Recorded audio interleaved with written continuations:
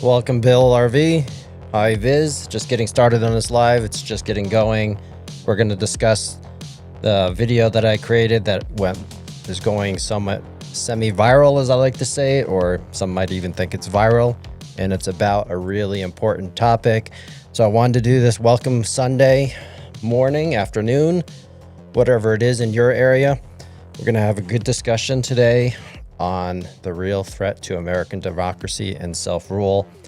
This video that I made 2 days ago, 100,000 plus views, thousands and thousands of reposts. So really interesting. So it's clearly a topic. I talk about this topic a lot, so it's not really anything new.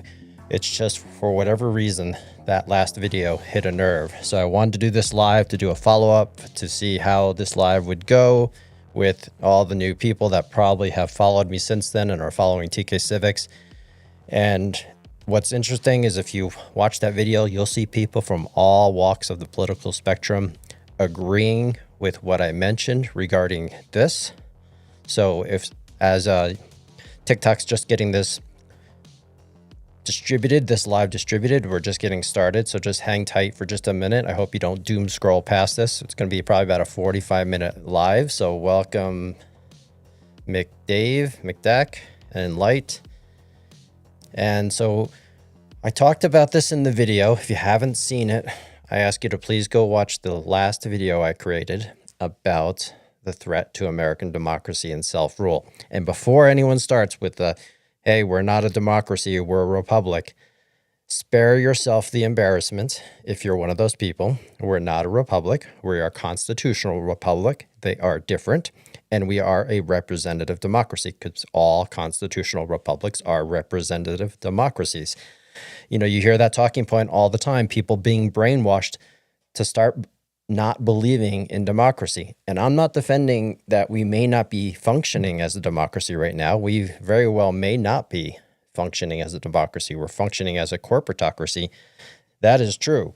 But technically, we are a constitutional republic and a representative democracy. And that is, yes, people, a form of democracy. So if you're one of those people who's going to try and debate me or try and put in the comments that we're not a democracy, we're a republic, again, save yourself the embarrassment, because that won't fly on this group. And you might say the term democracy is not listed anywhere in the Constitution. Well, your birth certificate doesn't say human. The Bible never said Bible on it during the early days in the scriptures. So that's not very good evidence to support. All right, so we have Elisa too waiting waiting as a guest. I'm going to do a quick little overview of what we're talking about as this live gets more and more people in it. All right, so this is what really people need to understand. And then, excuse me. And then I'm going to invite Elisa 2 in, and Hoodlum. Don't love that username. Let's see if that's indicative of who you are, but let's see in a minute. You guys will be invited in just a moment. Let's really talk about, see here we go. Here's the first one. Todd, whatever. Dems are the problem. Dude, wake up. Wake up. You're being taught that. You're being manipulated into thinking Dems are the problem. Dems are not the problem. Republicans are not the problem. The problem is what we're going to talk about here. It's the money in our politics. It's the bribery. It's the special interests. And that's what we're going to talk about. If you don't, you see it all every day of your life. Well, I can't help you if you're going to be irrational. Each other, we're not the enemies. I'm a staunch independent, always have been. But if you truly want to drain the swamp, you're going to pay attention to what I'm going to say here today and stop blaming the Dems. You can have differences of opinions on issues about Dems, but compromising is winning. If you're going to continue to think you're winning, you're actually going to be losing, and I'll explain more about that. So, yeah, Dems are not the problem, buddy. Sorry. And Republicans aren't the problem. The problem is people being manipulated to fight one another on ridiculous issues, not ridiculous issues. They're important issues, but they're not the most important issue. The most important issue is this one. So let's get started. Before I invite someone in, let's talk about this. So here's what you need to understand about, and thanks for all the likes and the roses and so forth. Please expose this live to as many people as you can, and please follow me also on YT. I'm just getting started over there. The last video I did, a lot of new subscribers on the other platform, but I'm just getting started. It's a very low number. And in order to make sure nothing happens here on TikTok, I need to have another platform that I can speak to. And I'm live on that platform right now as well, in case you're watching over there. So here's what everyone needs to know about, and a lot of people do know this, but most people, I would say, the vast majority of Americans don't understand the gravity of the real threat to American democracy. And when we use the term special interest, people say, yeah, we know special interests, we get it, but you don't fully understand, most people don't, what special interest means, because there's many different levels of special interest. The first level is the one that you think of, and that's sort of corporate special interests or interests that have special interests. And these are sort of the, people would think these are the least nefarious, but it's still a really big problem. So these are the people over profit groups. So these are like the big pharma industry. They could be also the military complex, the Boeings, the Lockheed Martins, the defense industry, big pharma, oil and gas. Those are sort of the normal special interests that we think about that are giving or buying our representation. And that is a problem all its own. So I put them at the third level, the most, what do we want to call it? The least nefarious. But it's still a huge problem, because what lobbying is nothing more than legalized bribery, right? But when you took people, profit over people, it's these groups, the ones I think about, that are flooding the marketplace or our politics with money. And they are basically, essentially, if you're giving someone money and you're asking for a favor, well, that's bribery, plain and simple. That's bribery. That's what we have in government. And this is not anything that most of you don't know. This is true, right? We all know this is true. We have so much money flowing into our politics that are trying to those corporations want our politicians to represent them and not us. And this has been a huge problem in America for a really long time. So I'm not discounting it, but there's two groups that are much more nefarious where the money keeps flowing in. And obviously Citizens United is one part of this. The second group would be all the foreign interests. So the foreign governments and all their foreign agents that are throughout our government. It could be China, could be Russia, it could be it's Saudi Arabia, it's Qatar, and dozens of other countries. And it's a huge problem because obviously when they are giving money to our politicians and to special interests, they are essentially asking them to represent their interests and not ours. And we all know they have foreign agents all over throughout government that are trying to, whether it's Russia, China, is, again, Qatar, Saudi Arabia, and dozens of others. And that amount of money from foreign governments and foreign interests, of course, is incredibly nefarious, because these people are supposed to be representing us, all of us, as all Americans. And they're paying, bribing, that's all it is, right? Legalized lobbying is just legalized bribery. That's all it is. And they are corrupting the system. And that's why many of you who will mention particular countries in the comments here, you know this is wrong. And if you're MAGA or liberal or anyone in between, we all know this is effed up. This is really wrong, but it's still not the most nefarious group. The most nefarious group by far is two groups. And I put them at like the domestic terrorist level. These are the coup d'etats. This is the coup that's happening from within. And it's two groups. The first one are the Christian nationals. And let's call them the dark Christian nationals, because this really has very little to do with Christianity. There are tens of millions of Americans who are great Christians, and this is not about the Christian faith at all, because they know that democracy or our Constitution is built as a secular document, meaning laws aren't supposed to be created based on religion whatsoever.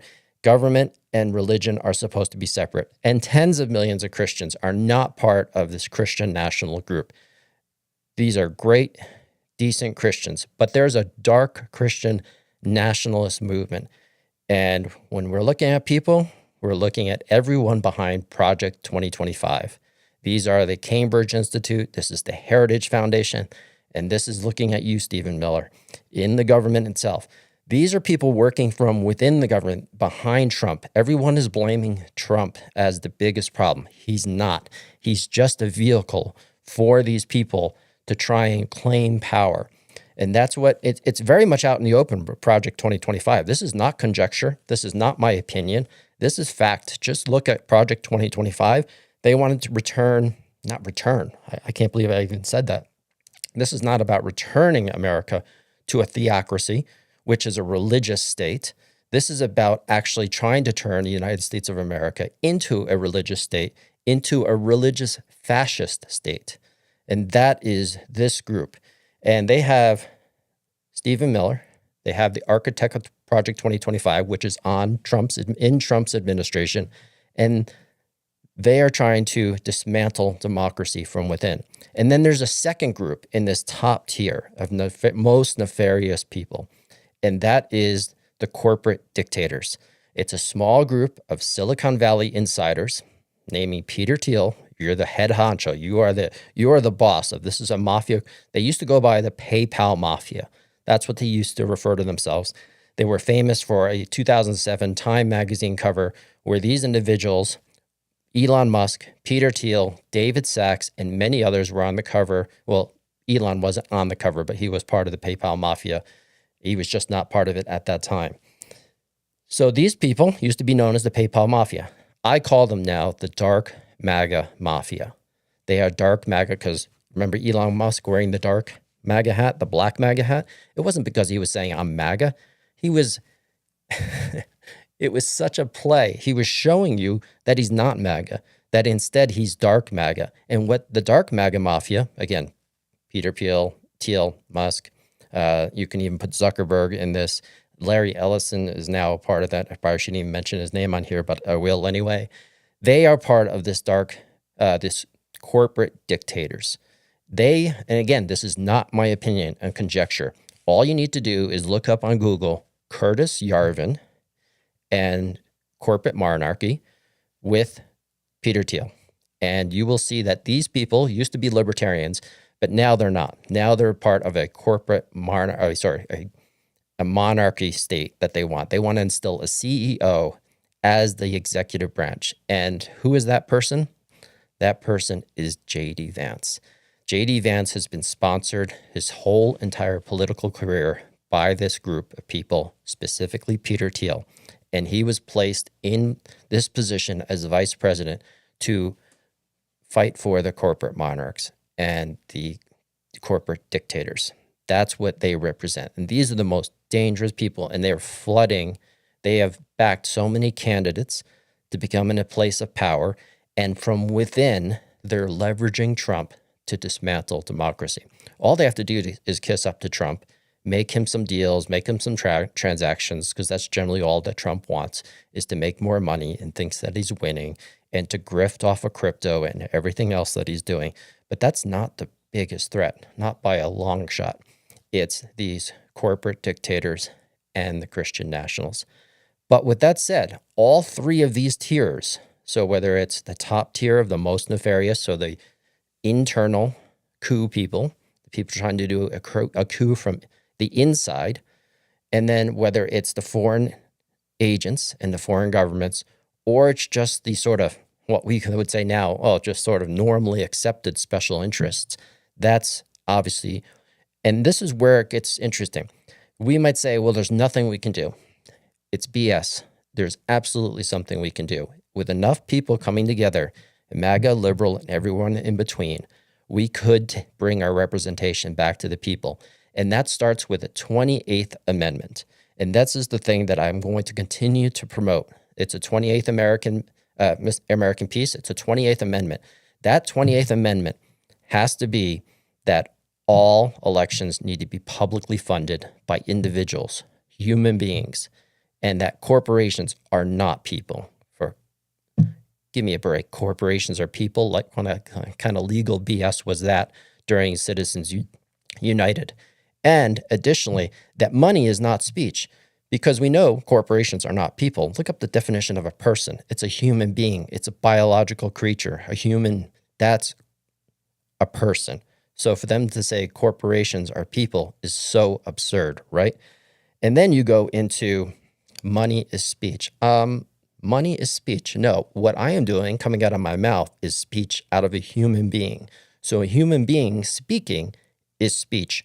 Like, this is really simple stuff. We all know this to be true. We don't need a legal definition that money can be speech. No, what money is a way to transact, to buy goods and services.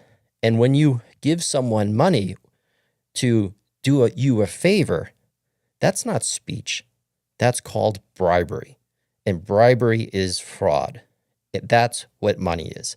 Money is the opportunity to bribe someone. So if you're giving someone money and asking for a favor, that's not lobbying.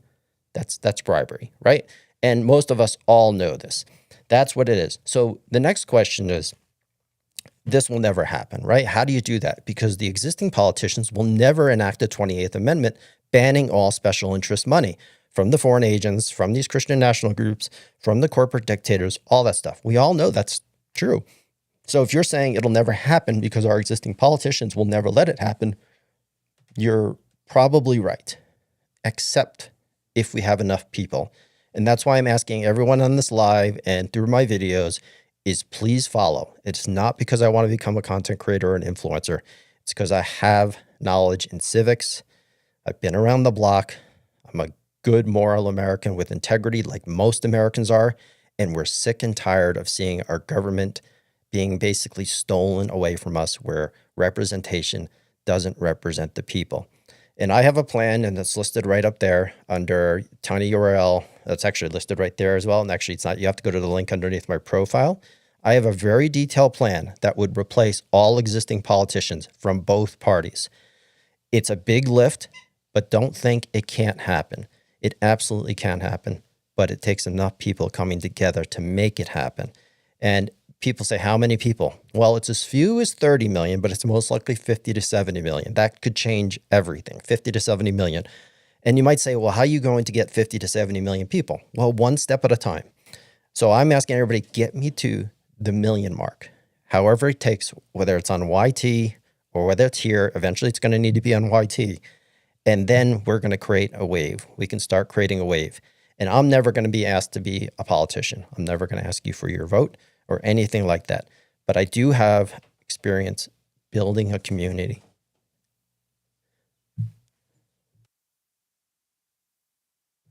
So I do have an experience building a community, and I want to build a community of millions of people who want to actually enact the plan. And you can find the plan under my profile. The link is up there as well. Actually, I took the link down, but you can find the link to a citizen's plan to bring representation back to the people.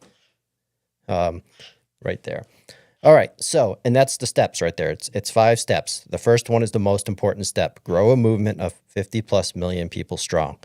All right. So with that said, American Peace, Rick, the 28th Amendment, that's the only way we do this. Like, how else do you think we can do it? That's sort of the questions I'm going to take. I'll start with you, Hoodlum. Keep it civil or you get kicked. And if you go off the rails, then you get kicked as well.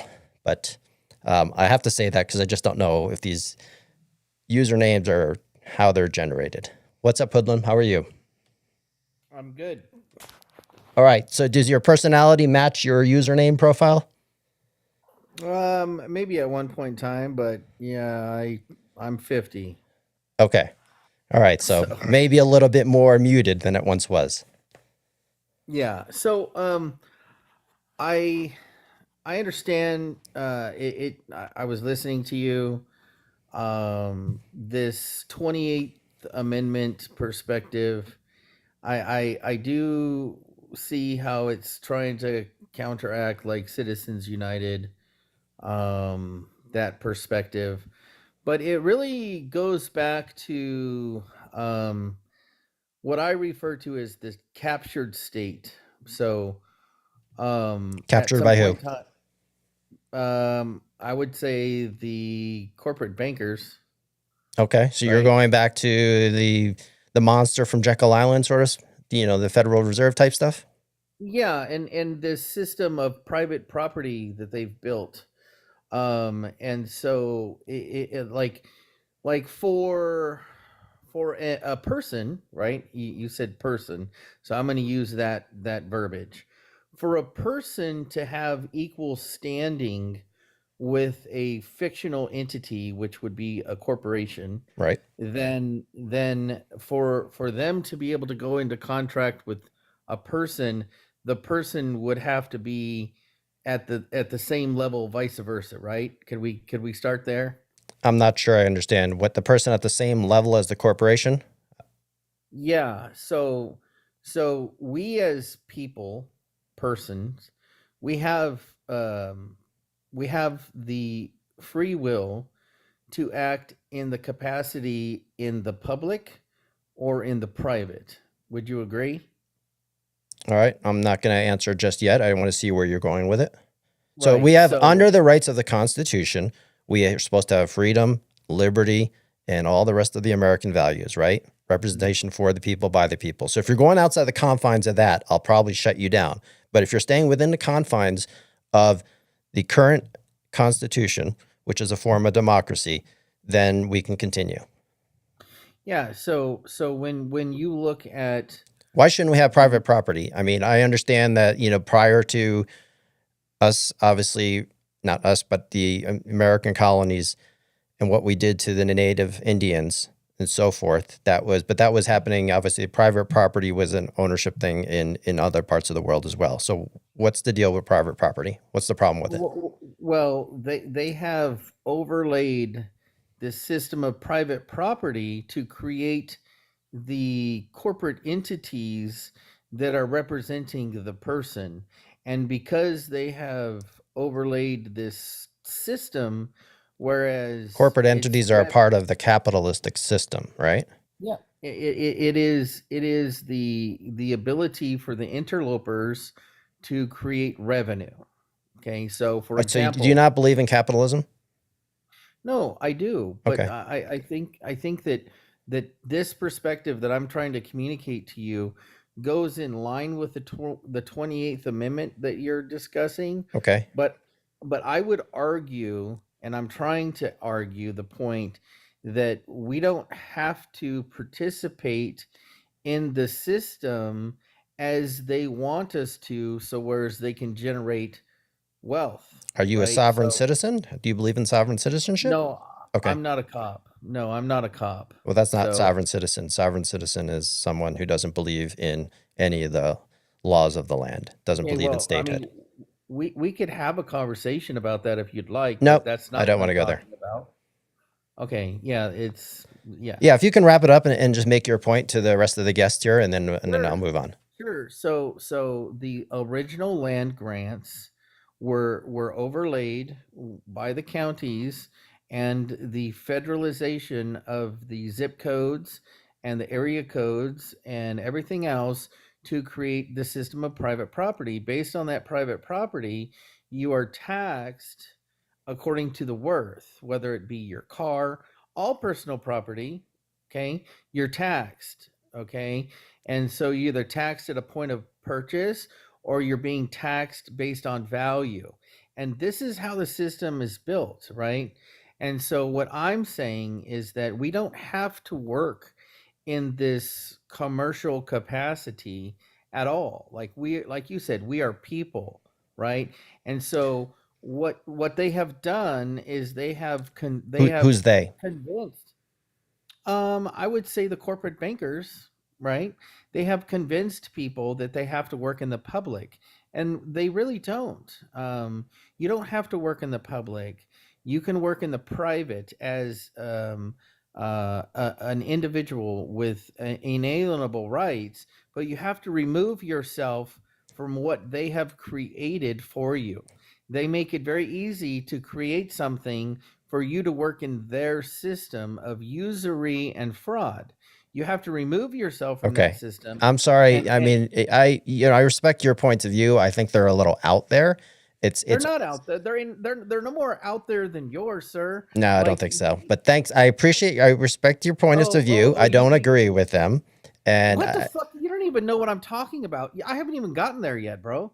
It's called all right. So that's what happens. So you haven't gotten there yet because you can take too goddamn long to get there. freaking get to your point of view. I mean, come on, man. Make it make sense to the 105 people listening that what's your point of view? You don't like taxes? You have some globalist theory that the bankers, yeah, there's corporations, there's capitalism. Like, this is the system that we work within. So you're welcome to come on again in the future, but make your point. Get to it. Like, you're going off on some wacky conspiracy theory. Maybe it's not a conspiracy to you, but then figure out how to make your point more clear. All right, enough said. All right, so if you want to stay within the confines of what we're trying to talk about, I'm happy to do it. And by the way, I don't get really this annoyed at certain people at most of the time. So if you're afraid to come on and discuss things, don't be. I'm generally very welcoming, but if you stay within the confines of the Constitution and the current capitalistic system, yes, you can complain about the monetary system and the Federal Reserve and the bankers and so forth, but there's just one part of special interests. I'm advocating for a 28th Amendment to remove all corruption and big money from the political system. So with that said, so obviously the guy didn't like me questioning him, and he wanted to go off, and then you get the real person behind the scenes. Hi, Alyssa. How are you? Welcome to the show. Hey, oh, I didn't know I was up here. Oh, I'm working. Good. I noticed something. Oh, this is so many parts, and now I'm scared to go on a tangent because of that guy got in so much trouble. But not really. It's like very rare that I go off on someone like okay, that. I'm actually really kind just and tell very me to land my empathetic. plane if I start Okay, bugging you. will do. Okay. So I live in a small town, Sonoma, California. During the pandemic, the C19, sorry, I forgot I was on TikTok.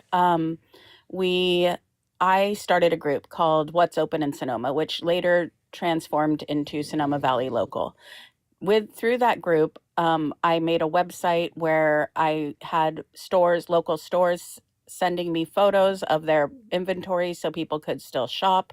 I worked 16 hours a day creating basically a digital Sonoma, like an online Sonoma, so that people could support the small businesses in town. I didn't include any of the corporate businesses, right? It was just the small businesses. I've got you. Okay.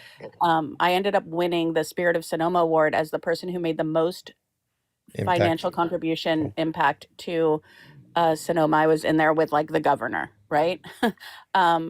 So I created this group. Everything was fine. One business closed down during the pandemic, during C19. I'm so sorry. Only it was a Taekwondo studio, and there was no way to get the kids in there to do the classes when everything was locked down, right? But everything else remained open. I was like running around delivering food from restaurants. I was running around like doing everything I could to help. And everything stayed open. We were okay. And then after that, a far right Christian nationalist named Ken Matson came to Sonoma and bought over 300 properties, businesses, homes, everything. He was creating a portfolio that people could invest in. He let those properties sit vacant. He basically bought our town and then destroyed it, right? Financially. At the same time, I became aware that there's this white Christian nationalist, far right. Again, nothing against Christians, like you said. It's a different thing. Right. It's sad that they have the same label because there's nothing Christian about them. But they have a plan to, promoted by Steve Bannon, to go into small towns and infiltrate the leadership. So they want to go in. And so what happened is we got them on our school board. We got them in our, all the decision-making areas. They have all the money backing them. They're millionaires and billionaires, very wealthy. And they come in and then they're suddenly making the decisions for this small town, right? Yeah, a coup from within on the local level, like I talked about. Yes. Right. And so since that happened, so then he got in trouble with the FBI because his thing was actually a Ponzi scheme kind of weird thing where he was having people invest in this property portfolio, but he wasn't actually giving them the investment. He was pocketing all the money, and the FBI took him down. And you can look it all up. There's a website called Wake Up Sonoma. and it's been big news stories here. I highly recommend everybody look into Ken Matson, Sonoma, Wake Up Sonoma. And there's also a book that somebody wrote because it also happened in California. So is your sort of like, to summarize, is you're connecting the dots, obviously these groups that are, in this case, the Christian Nationalist group, are, trying to have a coup from within at the local level, just like there is at the federal level as well. Absolutely, because they realized that they cannot hurt the small towns who don't let corporate in, right? Right. Like we don't allow corporations in Sonoma. Like there's 3 corporate things in our town, and we have to drive half an hour to get to any like Walmart or Target or anything. So this is all small, and so they were like, we're going to take those towns too, right? So it's showing you the corruption at the local level, the federal level, the real threat to democracy and self-rule is happening at all levels. At all levels, and at the smallest level in the sweetest town. And it breaks my heart. And I think that everybody who lives in a small town should look at who the people are. Like, look into your representatives and make sure you don't elect these people accidentally because they seem like good people. They're not good people, and they're not there to help. They are actually there to destroy your town. Right. And then I have one more thing I want to say, if that's okay with you. Yeah, if you can just land it pretty quickly here. Yeah. Sorry. Oh no, it's happening to me. No, it's not. Okay, I'm kidding. So when Pete Hegseth did that whole everybody at the Pentagon has to sign this form, and you can't put out any news that we don't approve, right? And all of the journalists in their badges, right? There was one, maybe there were 2, but one of the ones who didn't turn in their badges was OAN, One America Network. Right. OAN is Jack Posobiec's. Jack Posobiec was also the key speaker at the Young Republicans Gala. He is also friends with Steve Bannon. I made 18 videos about Jack Posobiec. If you want to go down my page and learn about him. But his messaging, he wrote a book called 4D, Social Media Warfare. He wrote a book called Unhumans, which is against communism and how to destroy the people, right? So he, landing my plane, Jack Posobiec, OAN is over 90% funded, almost entirely funded by AT&T. AT&T created One America Network because they wanted a conservative view. Right. They are funded by their DirecTV network, and I think by their DirecTV contract. And I think it's really important that, just like we did to Disney, that we all boycott AT&T until they get rid of One America Network, which is the reason why they didn't have any problem signing the paper that every other news journalist would not sign, is because they already are only propaganda from the right wing. And so I really think we need to get that message out there. And every post I've made about it is disgusting. Like, nobody's going to read them. I'm not doing a good job. And so I thought I would stop in here and let people know, like, OAN is funded through their DirecTV contract by AT&T, and we need to put the pressure on them.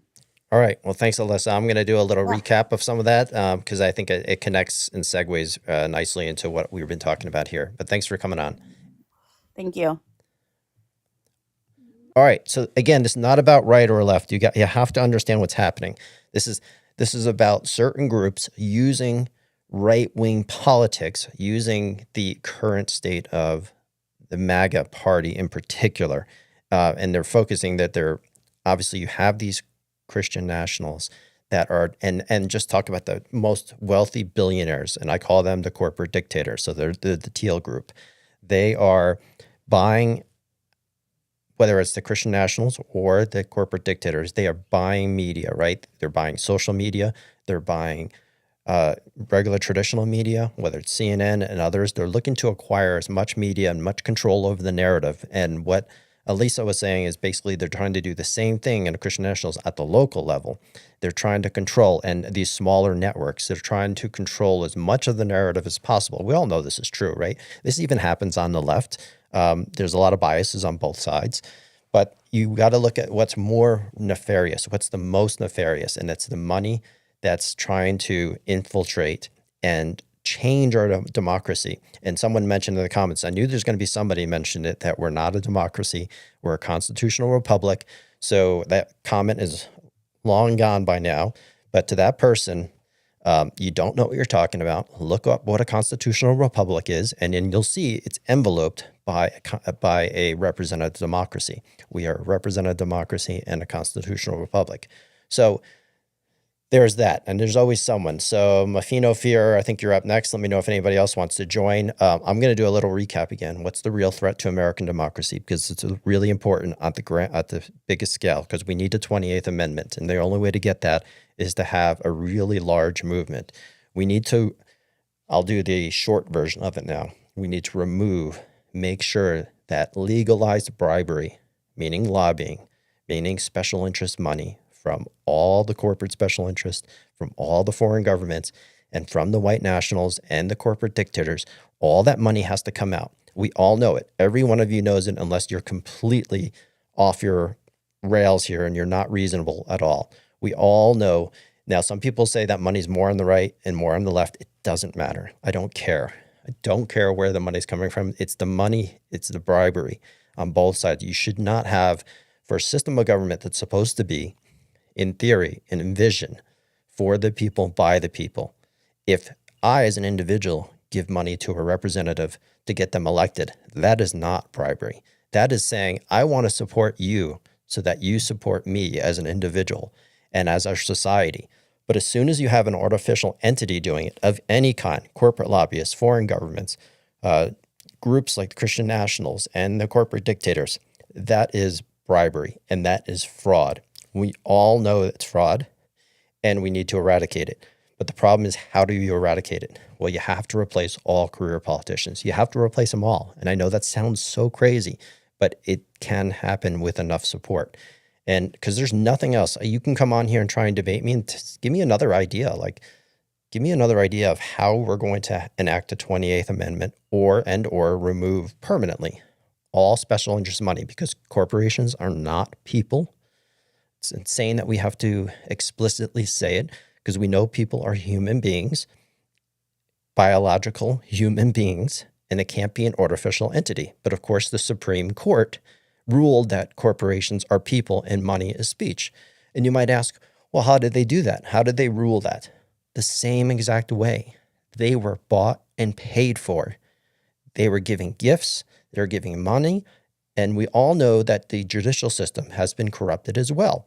And so they connect these dots and say that corporations are people because corporations have people in them and corporations should have a say in the politics, and money is speech. No, what I'm doing right now is speech. A human being speaking, that is speech, right? And money is not speech. Money is influence to bribe. Money is, and when you bribe, that's fraud. So there's no other way that I see it. So I'm going to have another guest come in. We got two guests in the waiting room. We got American something another. Can't see the full username. Let's have your thoughts about the 28th Amendment and the real threat to American democracy and self-rule and exposing the money behind the corruption. Welcome. Good evening. How you doing, sir? Good. How are you doing, American Peace? I'm all right. I like your idea here. It's you're hitting some major things that we've been saying for years. And when you say getting the career politicians out, truly the only way we can do that, I believe, is by term limits. And if you've been in there over those term limits, then you've got to run for, or you can't run for election. I agree. That's actually by the way, my 29th Amendment. So it'd be the 28th first and then the 29th, where being a politician cannot be a career, right? It has to be a temporary civic responsibility. And then you go back to private life, period. Exactly. I agree with that. With these corporations too, I mean. By the way, what generation are you and where are you on the political spectrum? I'm 39. Okay. Millennial? Okay. Yeah, I voted for Trump, Okay. but I also voted for Biden. So, like, I'm the type of person that, the only reason I voted for Biden was because I didn't realize just what was going on at that time, and I kind of listened to somebody I shouldn't have, and they led me down the wrong path there. But it didn't matter. Our country, it's been like this way before Biden, way before Obama. I mean, it's been like this for a while now, way before we were even entered the picture. So, blaming anybody new is kind of, yeah, we can, but we got to look at the real facts of how to change it instead of blaming. Well, the cancer has just gotten worse with each decade, each generation. The cancer of big money continues to infiltrate our politics more and more. Well, exactly. And the fact that these companies and corporations are producing waste that we have to pay to get rid of, and they're not taxed on it. They don't pay anybody to pick it up. You're next, Muffin And Fear. Sorry, keep going. it's gotten to a point where you can definitely see just by their lack of regard to our environment of how much control they're really trying to accomplish through the local levels now. And that lady's story, Alyssa's story that was up here, I mean, I had no idea that stuff like that was going on. But yeah, I mean, we definitely need to insert term limits, and I agree with your amendment there about getting special money and lobbying and all that out of politics. I've been saying that for quite some time. All right. What with the term limits? Let me ask you this: for the ones that are in there now, how would we enact term limits for them? You won't. Because You can't. You never will. Like, right? That's why they won't ban stock trading on themselves. That's why they, 89% of the people want federal universal background checks. They won't do that. Like, they won't do anything, right, that puts their own power in jeopardy. So there's no way, you will never even get the most obvious things that all Americans agree with, like term limits. Like, most Americans agree with term limits. Most Americans agree that there shouldn't be money in politics, but they'll never do it because that's a threat to both. And it's not the individuals necessarily in politics, it's the parties. The parties are both corrupted by so much money, both parties, that's their lifeline, right? So they will never vote to eliminate all corruption and the big money from politics because that's how they remain in power. So anyways, I'm going to move on to it. So I appreciate your views. Thanks for the support on the 28th and 29th Amendment. And I'm going to jump to the next guest. all right, have a good one, man. All right, thanks. So that just goes to show it doesn't matter where you are on the political spectrum. We can have reasonable conversations that people, even on the right, whether you voted for Biden or Trump, we all know that it's a problem on all sides. Mr. Global, you're going to be in as a moderator. Welcome, Mr. Global. And then I'm going to jump on to the next guest as well. Muffino Fear, you're up next. I remember your username from the past. I don't remember anything about you specifically. So if you can tell me where you are on the political spectrum and what generation you are at, and then whether you agree about the real threat to American democracy. Oh, me first? Yeah, you go first. Yeah, Mr. Global is just in as a moderator. He's here often, which is awesome. Yeah, I agree. Sorry, you said who I voted for, so I voted for Harris last election. Do I agree? Yes, I agree with everything you're saying. And I am 32, so that makes me a millennial. Perfect. Thank you. 32. Yep. Thanks. Yeah. So yeah, no, I agree with everything you're saying. I just I'm kind of seeing a trend here. So if I've been here since you I think started, and you kind of listen them based on order of most important that we have to deal with, and I think at the top was the Christian nationalism, if I'm not mistaken. Yeah, and the corporate dictators. I view those two Yes. groups as the most nefarious. Yes. I agree with your list. I just actually think that, well, I think it's more like just corporations in general, I feel like are the biggest threat to American democracy, simply because if you overall, if you look at American history, you see the impact that corporations have had on the public health and politics. You look at like the robber barons, you look at what happened with, and I'm skipping a bunch of decades here, but you look at what happened with like Teflon and DuPont and their impact on our health, the world's health essentially. And what I'm starting to notice is that there is this. While I agree 100% what you're saying about taking money out of politics, especially with corporations, I think that we need much more regulation when it comes to corporations in general, because even within the private sector, if we don't, stop the mergers of big companies, or we don't stop the monopolization of different parts of corporate of like industry, Yeah, you want more what's going to end up regulation. happening? You're for more regulation of, capitalism is wonderful, but unregulated capitalism is out of control, right? Exactly. Yes, absolutely. I actually I don't want to say that money is the problem, because obviously I like capitalism to a certain degree, because I also, I'm in the system. I do too. I'm But not we against check. capitalism whatsoever, right? I'm all for capitalism, but Yeah. not unregulated capitalism, and Yes. not companies coming first before the people. People need to come Exactly. before profits, not profits Yep. over people. Yep. Me personally, I don't understand how there are people who support like just the billionaire class, because to me, you're essentially just saying that you don't like competition, you don't like reaping the benefits of the maximum benefits you could from capitalism, just so long as it's regulated. Because if you have competition within capitalism, that's only to the benefit of consumers, of the public. And I'm seeing a trend that in general, like, the biggest problem is just corporations, even within your other 2 points, simply because I think somebody even said that you have like uh she said white nationalism trying a white nationalist group trying to buy her town, Yep. if I'm not mistaken. Yep. And like that, right? Like, how much money is involved in that? And that has to do with, like, that's already playing into the religious part of America, right? Then you also have corporations in every type of industry, creating these almost like monopolies. You have Amazon buying everything, Disney buying all these different media, groups and news stations. But that used to be And so, prohibited yeah, under that used to be prohibited under the fairness doctrine, where you can only yep. own a certain percentage of media in any particular city, right? Mm-hmm. All right. Yeah, like, we need to go back to that. So I agree with everything you're saying. I just think that we just need more regulation in general on corporations, and yeah. Okay. All right. Thanks. Appreciate it. I know you've been on here before, so I appreciate you tuning into the lives. It's great to see repeat people. Yeah, it's nice to be back on. All right. I'll see Thanks, you. man. Okay. Only thing I would disagree with that is money is absolutely the problem. Like, corporations and capitalism is not the problem. It's sort of like separation of church and state, right?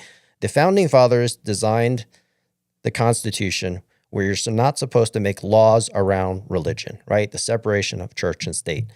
And you could take that to corporations and profit with government. Government is supposed to protect the people first. Corporations, if they're left unregulated, the only thing they care about is making as much money as possible. Whether they want the subsidies up front, they want tax breaks up front, then they can go in and destroy an environment, and then they don't want to clean it up, right? And that affects all of us. So you can think about the separation of church and state, and you can think of it the same between government and corporations. Right now, when you have corporate dictators or too many corporations having too much influence and special interest money flooding the system, you don't have a separation. Our representatives are representing the corporations and these groups first and foremost, and then us below it. But it's not just below. It's almost like non-existent at this point. Our representatives are hardly representing the people anymore, and they're just answering to all those groups that I mentioned: the foreign agent, the foreign governments, the normal corporations, profit over people, and then, of course, the white nationals and the corporate dictators. So that's my point of view, and that's all goes back to the real threat to American democracy. You can trace everything back to one simple word: greed. Greed, greed, greed. We all know it. If you're MAGA here, you're liberal, you're anyone in between, you know that greed is the problem. It's the number one problem, because it allows people like Russell Voigt, which Loves Dogs just pointed out, who is one of the architects of 2025, who has a desire, like all Project 2025 architects, to make America a theocracy, a religious state. The only way they can do that is through their money and their influence. That's how they do it. So that's why it comes back to greed. Greed also allows them to manipulate the system. Their wealth allows them to manipulate the system and do a coup from the inside, if you want to call it that. So welcome, Mr. Global. We have another guest, a couple of guests waiting, Michelle Phoenix and then A.L. Snow, but I'm just going to welcome you back. Glad to see you here on a Appreciate Sunday. it. Looks like a nice day out there. Yeah, it is. It's beautiful. The temperature is just right. I've got a hoodie on, which is which is the first time in a while. So All right, awesome. I was just trying to make you a moderator, but I could not do it again. I think, I think you have to like hold my box, and then it may give you the option. Can't see it But yet either. I'll figure it out as the next guest is speaking. All right, all good. so if you guys haven't seen my last video, I don't know if I'd consider it viral, but I'd consider it semi-viral. It's well over 100 and X thousand views now. A lot of people thought, almost 6,000 comments and so forth. Please watch the last video because it seems to be resonating. It's something that I talk about often, that we need a 28th Amendment that eliminates all special interest money, all the different special interests. And I go into detail because we just use this term special interest really broad, and it seems like this invisible boogeyman sort of thing. It's not. There's layers, deep layers to these hundreds of different special interests. But at the end of the day, they're all, for lack of a better word, evil, or they're all trying to take their influence away from us as people, right? And they all have their own motives. It's not like one massive scheme between all these different special interests that are trying to do something. No, they all have their own interests and all things that they're trying to do themselves. So that video talked about the nuances about these three layers from corporate special interests, I call them profit over people, the middle level, the foreign adversaries, foreign governments, foreign agents. Some of them are even allies. We won't go into the details there. And then the most nefarious are sort of these religious fascists and these relatively few corporate dictators that are all part of the Peter Thiel, old PayPal mafia group. If you're not familiar with it, you really need to look at it in terms of the Christian nationals. That's all Project 2025. Look at Russ Lovedog's comment. Russell Vought, he is Voight, whatever his name is. I don't care, but he is in the administration. And even Trump said, "Yeah, I know that guy. He's my Project 2025 architect." He said it last week out in the open. So that's something to look at. Mr. Fix-It Georgia. How about that, Mr. Global? I'll take it. Mr. Fix-It Georgia is one of those people that says we're not a democracy. You're somewhat right. Well, we are a democracy. We're a constitutional republic and a representative democracy technically, but we're not functioning as one. So if that was your point, you're right about we're not functioning as one. We're functioning as a corporatocracy right now, where the corporations have the most influence over our government by far. The only thing I would say about the Christian nationalist thing is that people have to be careful that I feel like these people have a perversion of what Christianity is. Yeah, completely. It's Go ahead, speak on that, because a couple of the guests have mentioned already, we're not attacking Christianity whatsoever, because most Americans who are Christians don't believe in the types of things that these white Christian nationalists believe in. Yeah, it's like it's a perversion just in the fact that it's solely based on their personal their personal outlook, their personal gain. And similar to like what is the band Rage Against the Machine, some of them who are in office are the same that burn crosses. Like these people don't have a true reflection of what Jesus stood for or what God's supposed to be. It's a selfish it's a selfish outlook on what it's supposed to be in their opinion. Like what a lot of religious fascist groups from all types, every religion around the world, there's always these extreme groups within that religion that want their religion to be the only religion around the world, and they have their perverted points of view around their religion. Yeah. Yeah. They use it to their advantage for nefarious things, like you said. Michelle, you're up next. Welcome, Michelle. Hello, I'm 44 and I am an independent, but I voted for Harris in this last election. Awesome. The independent part, I don't get into voting for any particular side because I have one other motive, right? My motive is to bring people together, unite them for this I issue. like options. Yes, I like option 2. I don't believe we're going to see any real change in any of this until we start out at campaign finance reform. The last time we saw anything in the Supreme Courts was like, I believe in the 1960s, and they had decided it was a freedom of speech issue. That is why there's no limitations on how much you can spend on a campaign. Well, the internet happened, and you can make a TikTok for free, and you can make as many videos as you want for free. So I think it's time now to revisit this and put caps on it so that people like you and me can go ahead and run for office and actually stand a chance against an incumbent.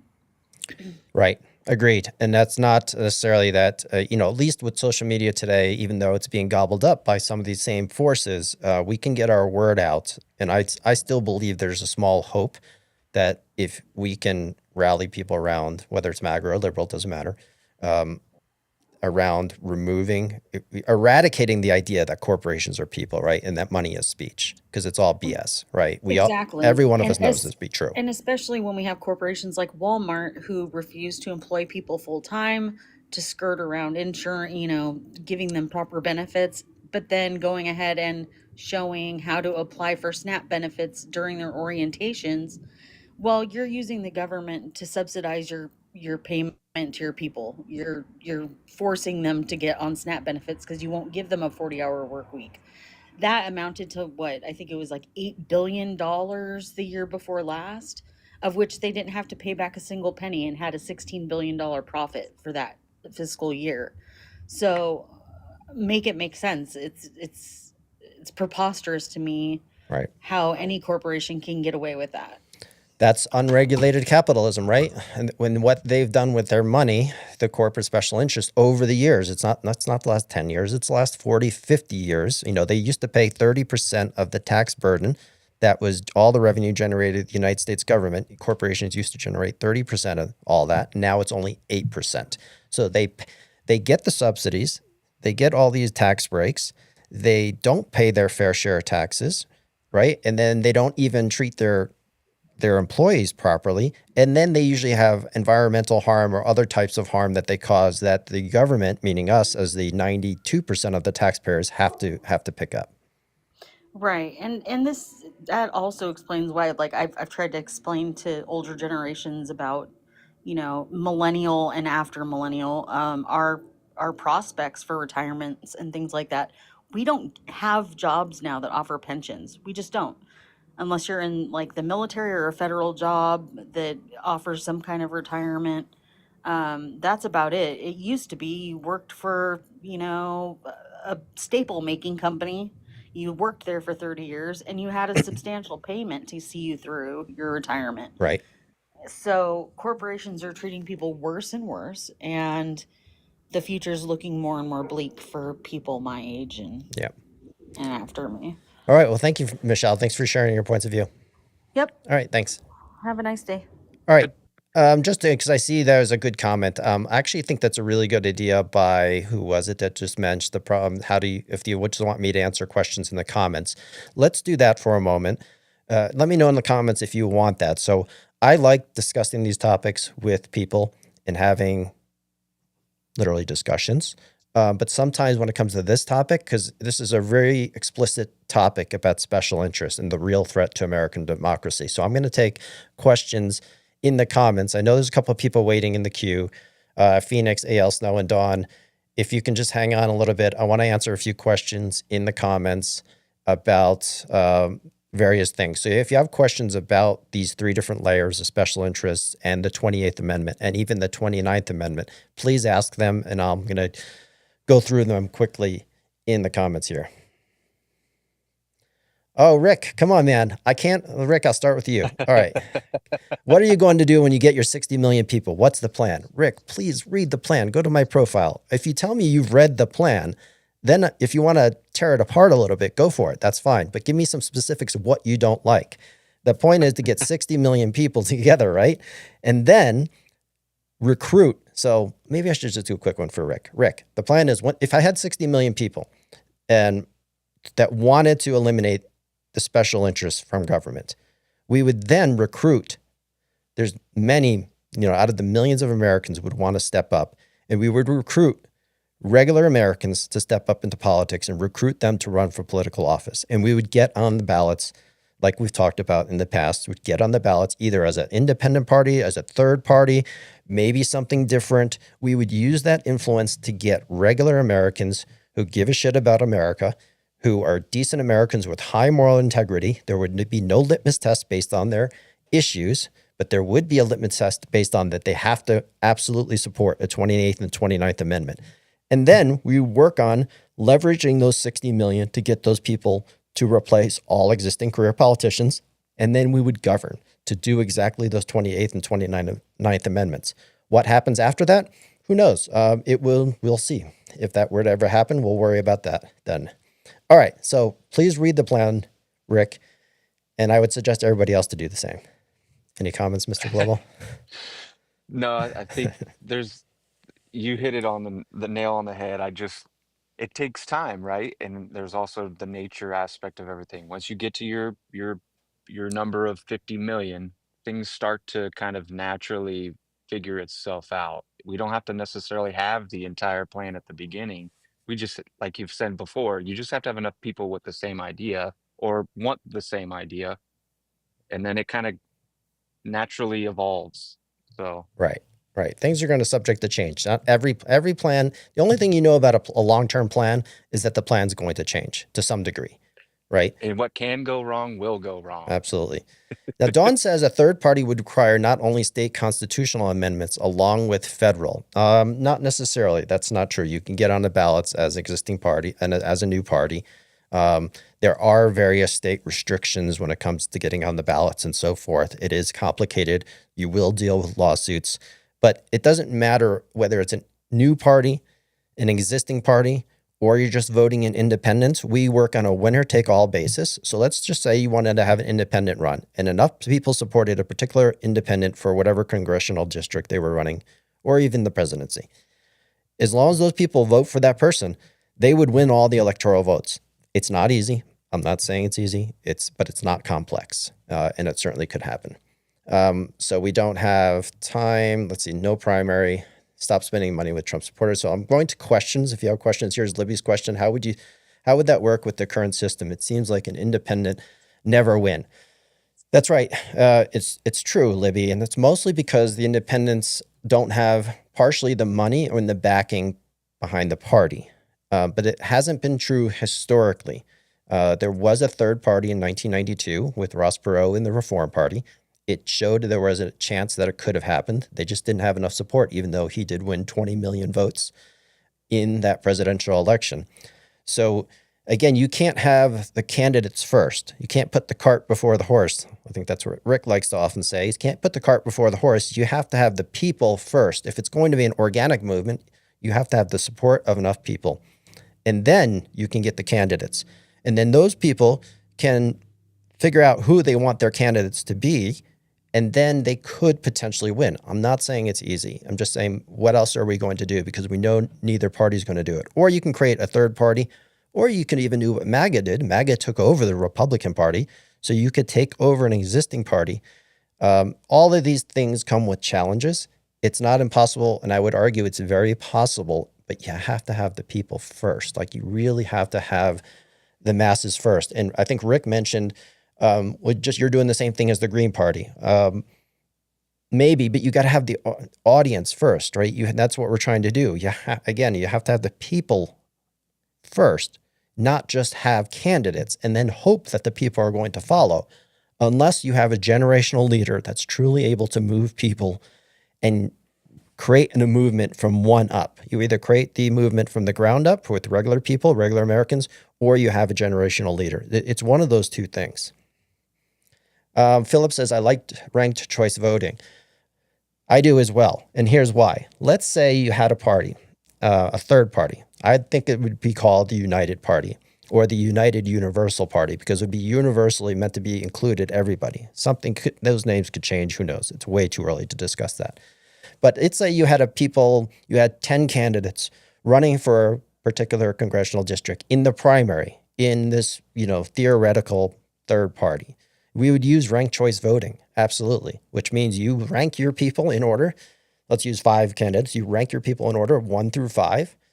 And the person that has the least amount of votes, those votes are redistributed to the next 4 people. Then the person with the next least amount of votes, those votes are redistributed to the next person. And then there's a candidate that ends up winning. It's the most fair way to do it because it would truly represent any congressional district, because you might have people that are more left-leaning or more right-leaning, and the district would get to determine who that person is. And it's incredibly fair. And that's how we would operate it in this so-called theoretical third party or even independent sort of initiative. Okay, thanks, Libby. Keep asking the questions. If you have any questions, please drop them in the comments, and then I'm going to take a few more people. Let's see what we have. Again, quick overview. Well, let me do a little housekeeping because it's important, and sometimes I shy away from it. If something like this is ever going to happen, at the end of the day, we just need influence and we need relevancy. So please remember to follow me here and on YT. From that video yesterday, Mr. Global, from that video yesterday on YT, which had nothing to do with YT at all, and I have hardly any audience over there. The audience from here, there was over 100 new subscribers over there, just from people going to the profile, which is pretty impressive. I know it's a small amount, but it's nice that people recognize, well, this thing may not be around forever, so maybe we should go over there. Well, I think it's critical for you to establish multiple avenues, right? For you to get the message out. So what happens when TikTok has an issue, then you need to jump over there, or vice Right. versa, you know?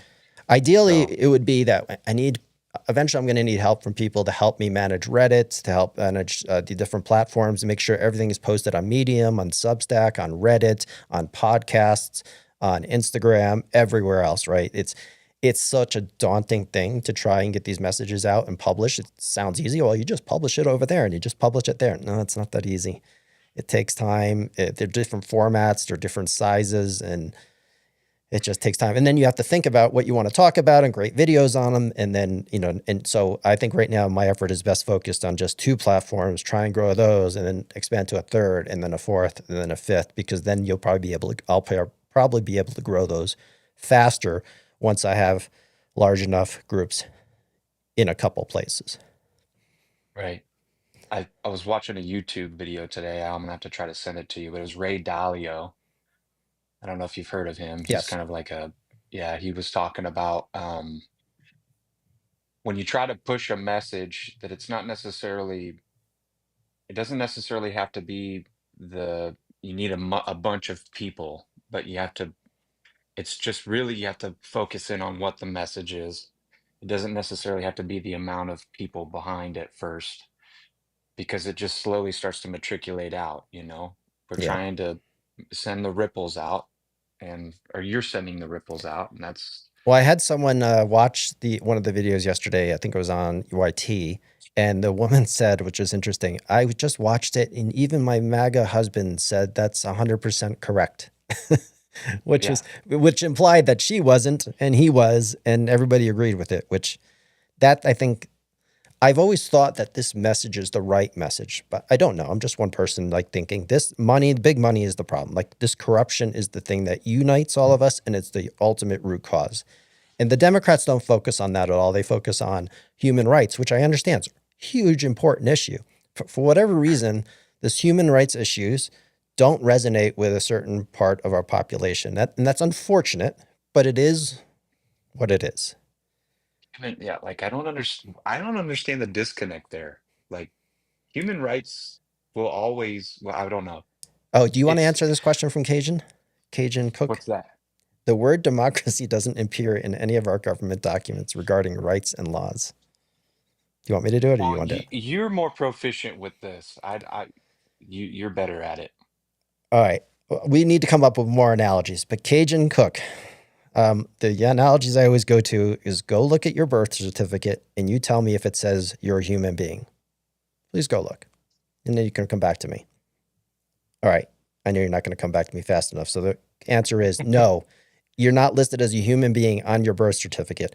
And the name the Bible wasn't listed on some book during the early scriptures. The name Bible didn't appear to hundreds or thousands of years later. So I forget what the exact length of time was. So we are a democracy. Just because the name democracy doesn't appear in our Constitution does not imply we're not a democracy. We are, in fact, a constitutional republic, which is under the umbrella of a representative democracy. I've seen that comment a few times today, but you We always have to point it out. we find the what does it say? We find these truths to be self-evident or whatever. Mm, mm. Should look Isn't up. that I think that's correct. All right, let's see if there's any other questions. So, Libby, when's the preamble starts off as we, there you go, exactly, well said. The preamble starts off, we the people, right? Sometimes I even forget to mention that. Like the whole document starts off at we the people, not we the right? corporations, not we the money, not money is speech, Not we the king right? Not we or the I the king, king. right? So well said. I do need to reference the preamble more often because sometimes you just go into the weeds. All right. So we're going to take another guest because I don't see too many questions. I'm going to try and each guest is going to sort of be limited to about 2 minutes. So Phoenix, you're up next. 2 minutes, and then we'll get to the next guest. And I'm going to try and answer questions quickly in between as the different guests are joining. So it looks like Phoenix is gone. I'm going to guess Alabama American Snow.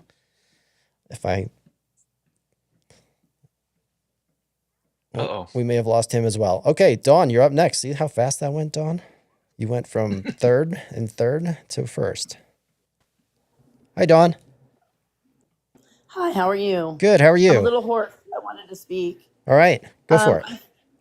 I think that my understanding is that the reason that corporations are able to politically contribute, petition government directly, all this other stuff is because they're established as people in the eyes of the government, in our courts and everything. They're entities. They're not people.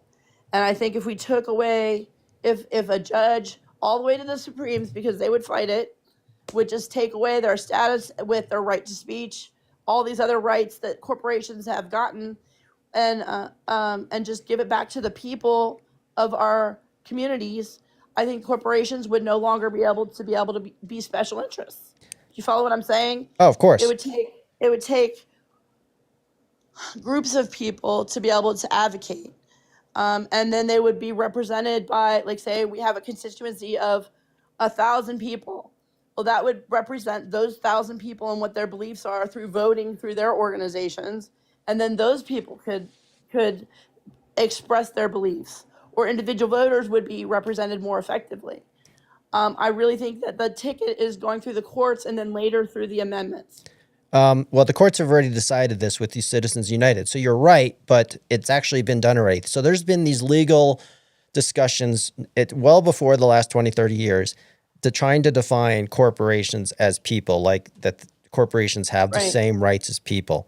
But the definition of Absolutely not. the definition of a person, I know it's ridiculous that I have to actually explain the definition, not to you, but to everyone, to all of us, is a human being regarded as an individual. It's literally the definition.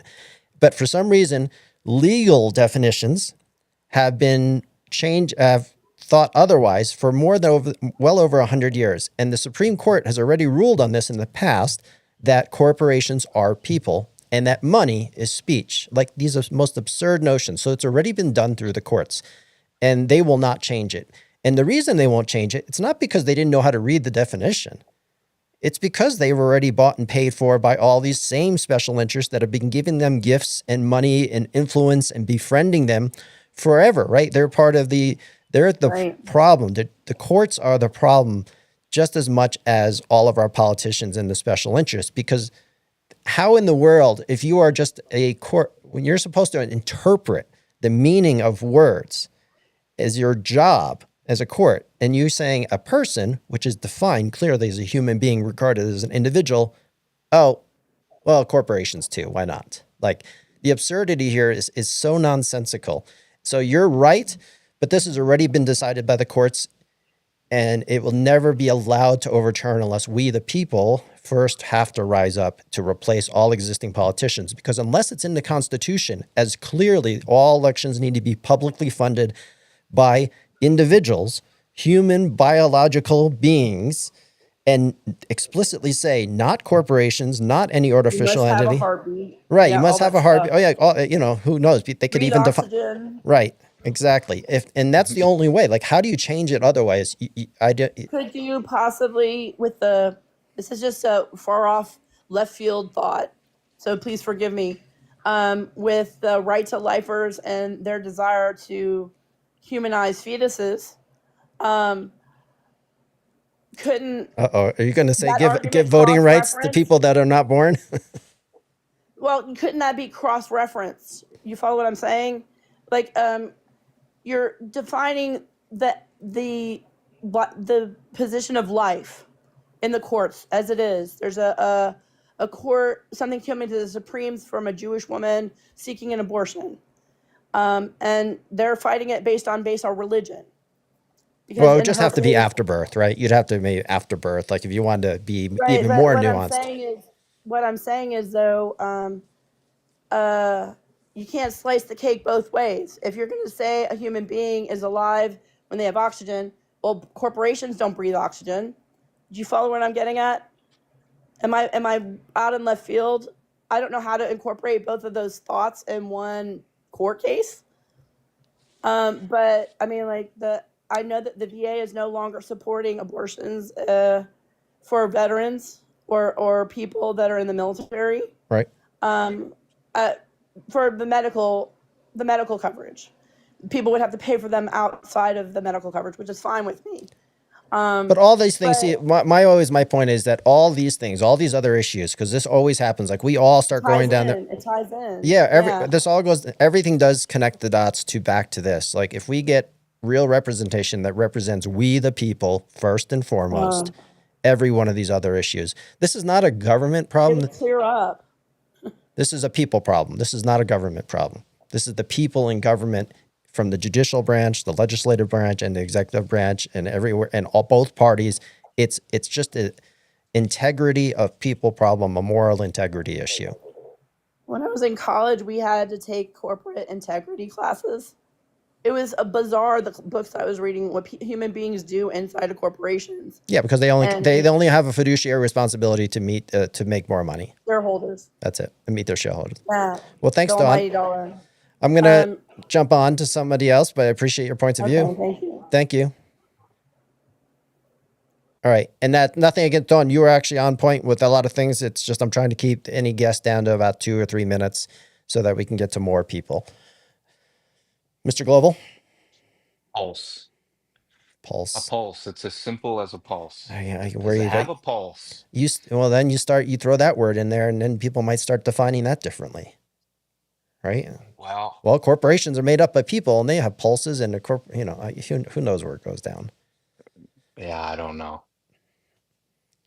All right, so I'll do a quick synopsis again, since we're here. No one's waiting in the queue, and people, I haven't seen too many questions come through. A lot of comments, but not particular questions. So if you have questions, put a question mark on it so I'll pay attention to it, and then I can answer the question in the comments.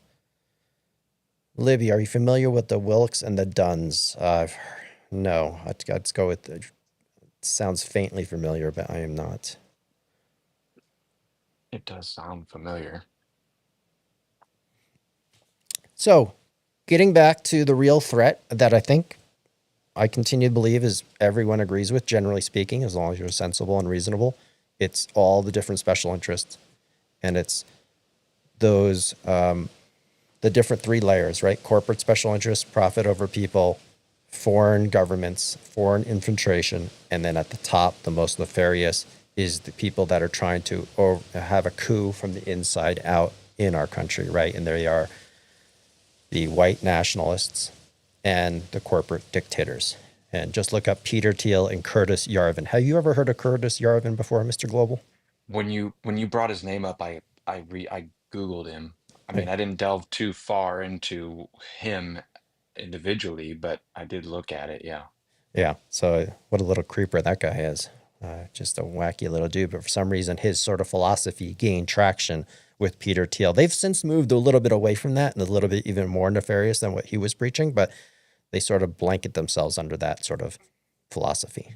Humans have a tendency to want to explore the wormhole. Their mind creates their world, right? And they keep burrowing and they think that's how it's supposed to work, but that's not based in reality. That's their personal opinion.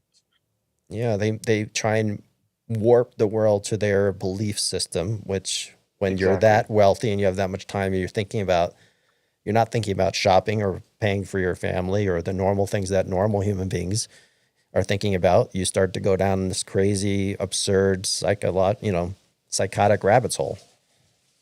I mean, it's a form of psychosis in a way, I think. I think you're right.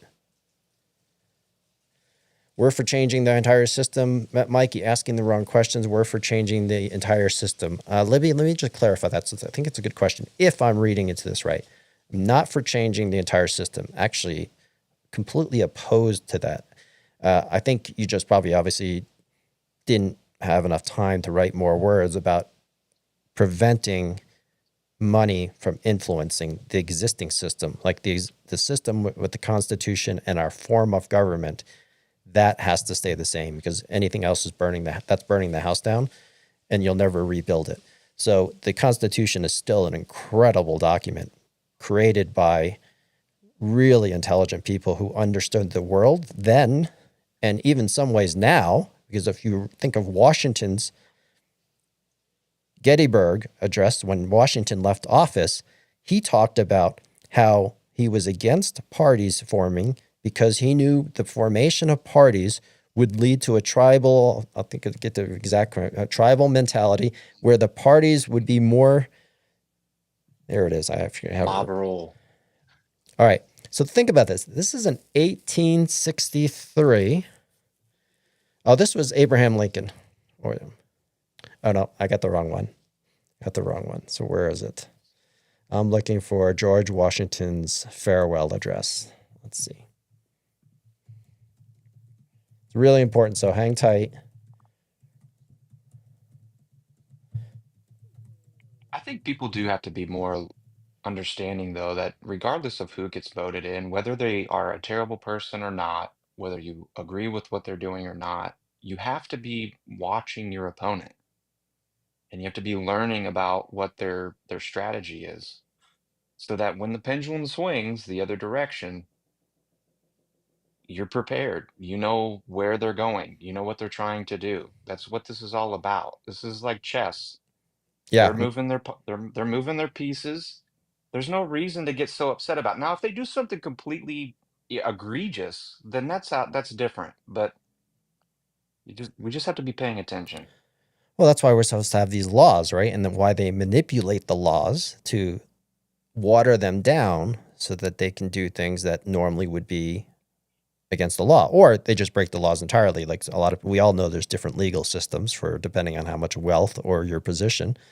Look at the border czar that took a $50,000 bribe and was from the FBI themselves. The FBI set him up to take a bribe, which people think, oh, he was set up. Yeah, you're damn right he was set up because they knew he would take the bribe. So he took the bribe, clearly guilty. And of course, the administration is defending someone from accepting a bribe. So clearly breaking the law of fraud and bribery. Okay, What was the sorry, go ahead, never mind.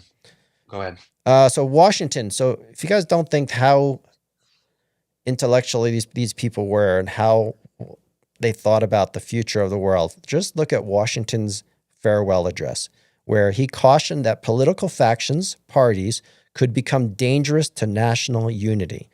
He believed they would divide citizens into rival groups rather than unite them under a shared national interest.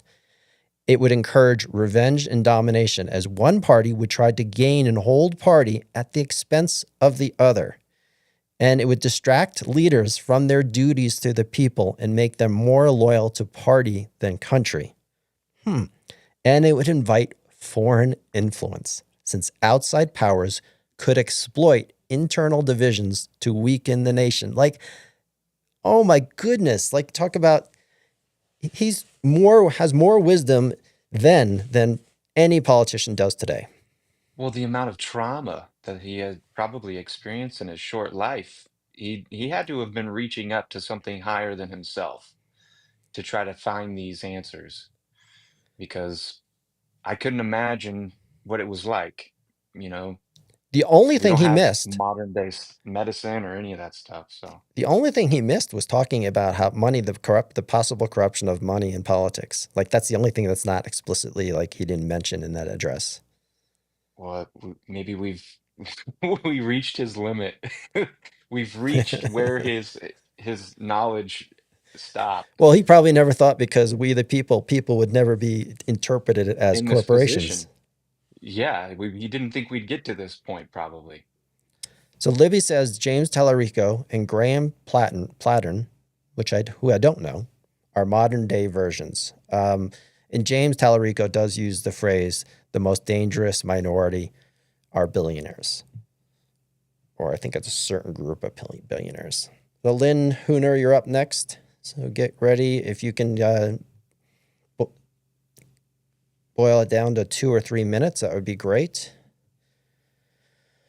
Hopefully you heard before what I think the real threat to American democracy and self-rule is. And of course, it's ultimately greed and all the different factions of special interest. So welcome. Oh, actually, Lynn didn't join. Let's see. Fred, you're up next then. Hello, hello. Hello, Fred. Generation and political spectrum. He's back. He's been here before. Oh, TK. that's right. How did I get unblocked? I was blocked for the last few days. You may have been muted. No, I was blocked. I couldn't. No, I kicked you the other day, but then you were blocked after that?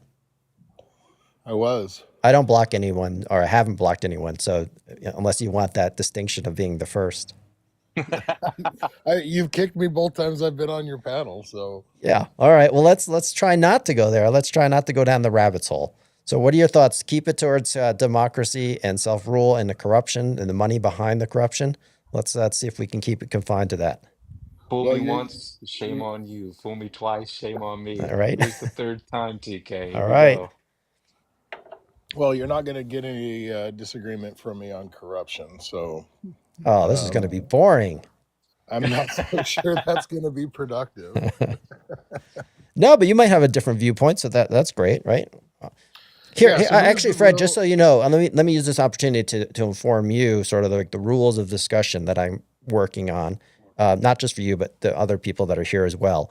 Once we get out of the confines of, like, if there's people, I'm open to political discussion, even outside the confines of the Constitution, talking about ideology at times. But when people are promoting things like fascism or communism, there's going to be a very clear limit.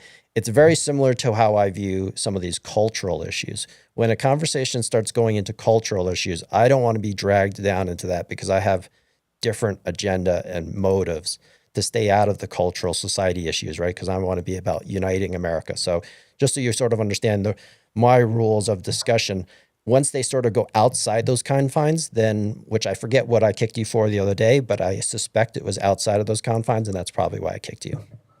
No, you had an emotional response to something I said about economic policy. Well, it's probably You something got quite conspiratorial. emotional and you got quite emotional and booted me. I Well, it don't get that wasn't emotional. You were quite emotional. All right, go for it. All right, so what are we talking about here on corruption? So All right. how long have you been on here? Have you been watching for a little while? Only about 3 or 4 minutes. Okay, so I've just based it the real threat to American democracy is special interest, but it's not just this broad special interest group. It's not just one group of special interests. I have it layered in 3 categories. The least nefarious, but still nefarious, is the corporate special interest, sort of like any defense industry, the big pharma, things of that nature, where they're just profit over people, right? Their only motive is to manipulate government for profit, which is a huge problem on its own. The second level is So for... can I chime in on that one just so we can get based? Yeah, let me just mention all 3 and then start for wherever you want, okay?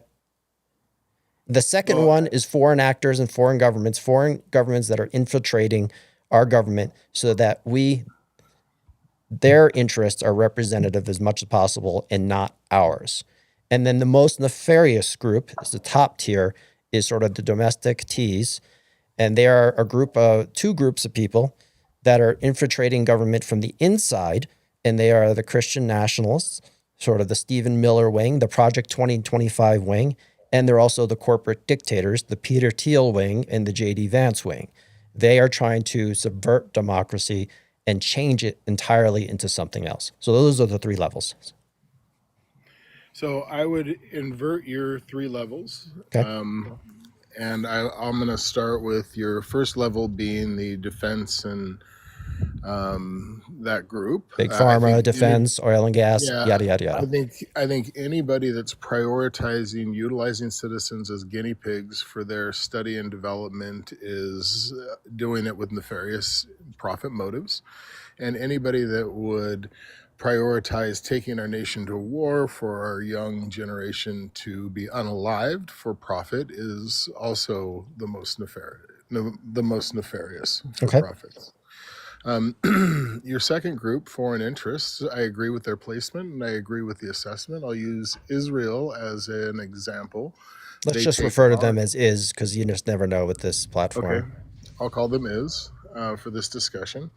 I'll refer to is as an example where they take our foreign aid, turn around and repackage it and give it to our politicians to manipulate policy to further their interests globally. I personally think that one, that's completely unfair to the American citizen because they're taking our tax resources in the form of aid and they're utilizing our taxes to manipulate our populace against our own interests. Quick question. Where's your source for that information? I'd like to look it up. APAC. Okay. It shows the income from direct. APAC utilizes money from Israel as part of their funding in order to lobby our politicians. And they're not even the largest donor. They're not the largest special interest from is. I believe there's someone that has a lot more money and influence, right? It's just that I'm just giving one example Okay. of several. They are a U.S. based company, but their funding comes from international sources. Okay. So they don't have to register under FARA, and we suffer as a result of their priorities utilizing our capital. How do we suffer? I'm just curious. What's your view on that?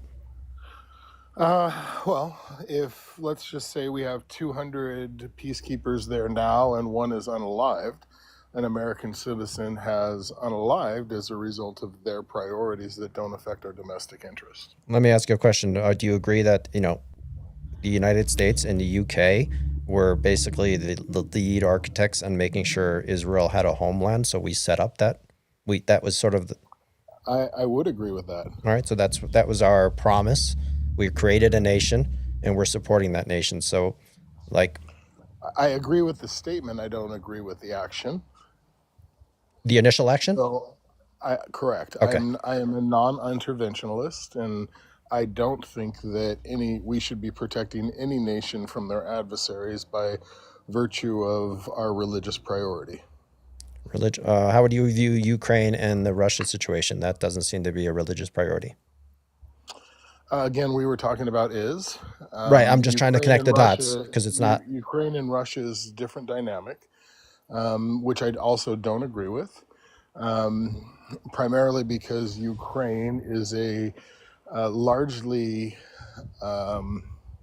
corrupt society and Yahtzee supporter. And if you're not familiar with the Azov Battalion, I'll point you to that. I'm for very some familiar with it. research. It's just one small faction that you could argue every government has, every society has a faction similar to that. Not that their government supports, funds, and uses to abscond their population Okay. and Fair point. place into a war dynamic. Okay. So I don't agree with any of that. So you are against that America should be viewed as the sort of global police officer in the world order that we set up? Are you against supporting our allies? I'm not attacking you, by the way. I'm just literally questions. It really sort of depends. Supporting our allies from the perspective of defense to protect trade negotiations is one thing, but supporting our allies to further an expansionary policy is a different thing. Well, America's So it values really- have always been about promote. I want to finish the thought though, because you're sort of cutting me off Of in the course, middle. that's what discussion. I'm learning more about your points of view, and that's what the discussion. So okay, so land the plane. As it relates to, you know, our foreign trade and protection of our foreign trade, I'm okay with it. I don't agree with the role that we currently have as the global police or the expectation of the domestic citizen to fund our role as the global police. Why not? Plane landed. Okay. All right. Thanks for your point of view. Makes sense Yeah, too. go ahead, Mr. Global. I think it makes sense when if we're not really truly like governing ourselves and we're policing the nation. Are we policing the nation? Are we influenced by someone else? Are we accomplishing their agenda? Or are we accomplishing ours? So the water gets a little muddy when you're trying to be the policeman of the world. Well, Yet yeah, it's a little different. So I guess it's probably the wrong phrase to say police the world, because we don't. We police the world's oceans in order to allow free trade. That's what our main role is. Yeah, we also police conflict. Now we also do get, well, there's two parts of that. And this is because this is not completely binary. There is some gray here. That when we've done things well, we want to respect democracy in any society that wants to support democracy. It's in our Americans' values, and it has been in our best interest to support that. Doesn't mean to go into conflict, which we have done mistakenly, Iraq and many other places, Iran in 1968, etc. So we've overstepped even what most of our foreign policy has been is about, yes, we help support democracy. We would like to spread democracy around the world, but we should not intervene in those. And we have intervened far too soon, far too often. So, but that has been sort of American policy because, and it's not just because we're just trying to shove democracy down people's throat. It's because we know the rise of fascism and authoritarianism and even communism, if left unchecked, will continue to expand. So that's sort of been the American general view of overall foreign policy. let's fix our own house. Let's get our own house in order, right? Before we start doing that again. Because I don't know. That's just those things, they will all fail because they're fundamentally flawed. Our Well, not the system is fundamentally probably flawed as protecting self-rule. That is not fundamentally flawed. That is vital to our national security and our interests, I would argue. okay. So our house we can do two things at once, right? They're mutually exclusive, I think, or not mutually exclusive, right? We can do both. Like, we have been doing, but again, we're the ones that set up this world order and foreign policy. That's what I think. I think that's what the foreign people view us as. Who are you to tell me? Who are you to do this? Well, if it's not monkey do. if it's not us for promoting self-rule, it will be somebody else promoting tyranny. It's very binary in that respect. So someone came on the other day, remember the individual from the Middle East, and she was very angry with the Americans getting involved in The CIA. yeah, and Yeah. which we've talked about in the past, which we know is bad. We shouldn't do. Oftentimes, we overextend ourselves or get involved in things we shouldn't. But I would ask her, because I didn't know what particular religion she was or what particular country. But let's say she was the two different religions, the Shias and the Shiites from Saudi Arabia. Wasn't she Africa? I thought it was Africa. Oh, maybe it was Somalia, maybe. But let's just use two Middle Eastern countries. Doesn't matter. The one that knows the most. If you took Saudi Arabia and Iran, who have been mortal enemies, they're religious enemies and they're mortal enemies since hundreds, if not thousands of years. The question becomes, if one of them were to have the same power of the United States, and they're both religious fascist style dictators, Right. would they just leave the other one alone? And the answer to that is absolutely not. They would try and rule and conquer. That's been happening throughout time in religious fascist groups. So I understand why those people would say America has gotten involved and we shouldn't get involved in their business. But the same thing would happen with any power on two enemies, specifically religious enemies. They never leave each other alone. So I still view as even our intervention is still more beneficial. I use that really reluctantly because, again, we overstep our bounds so often here. So Let nature be nature. Let nature work itself out. I'm Nature glad you're wins. acknowledging it, though. yeah, like I'm not an American apologist for some of the things that we've done. We've overextended ourselves or gotten involved in things we have no business getting involved in. I think the vast majority of Americans would agree with that. I mean, A- for And sure. we've done it on the backs of the American taxpayer. And the people, all Well, the leaders that have died, I'm sorry, that's that have true. passed from all of these conflicts that we've not needed to necessarily be involved in. And you say spreading democracy, and just going back to your Ukraine example, Ukraine is not a democracy, actually. The elections have been suspended. They've persecuted reporters that are on the ground reporting on the actions that are going on. And they're stifling information from getting out to the world for what they're doing. Yeah, but you're cherry picking a little bit because Ukraine twice, I think, was in It 2008. was I didn't cherry pick it. You picked it. It was you brought it No, in. I'm I not was talking on about the Israel. specific example. I'm particularly example in the wartime things that they're doing. The thing is, 2008, they clearly made a move towards the society wanted to move towards democracy. And then I guess in 2014, again, with I forget the name of the revolution. So there were clear signals, a very populist movement in Ukraine wanting to get closer to Europe. And they voted for a democratically elected. So, and they still had a tremendous amount of corruption. That's why they wouldn't be even considered into NATO because they didn't meet those things. But they were a society that clearly showed that they wanted to move towards self-rule twice, not just once. So So can I ask a question here? yeah, Since you brought up NATO, do you think that it's all antagonistic for NATO to invite or expand to all of the borders around Russia? I think if those societies and their governments, if they were democratically elected governments, wanted to have the protection of NATO, they Without had, CIA intervention? well, you'd have to go to each specific example. What is Ukraine, promote? let's stick with Ukraine. What CIA intervention?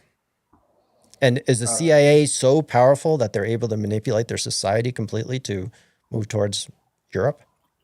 Are you arguing? Do you think that most? I think they've been very effective internationally at regime change. Well, let's take all that out of it. At this I state in think time, is my 3 minutes up?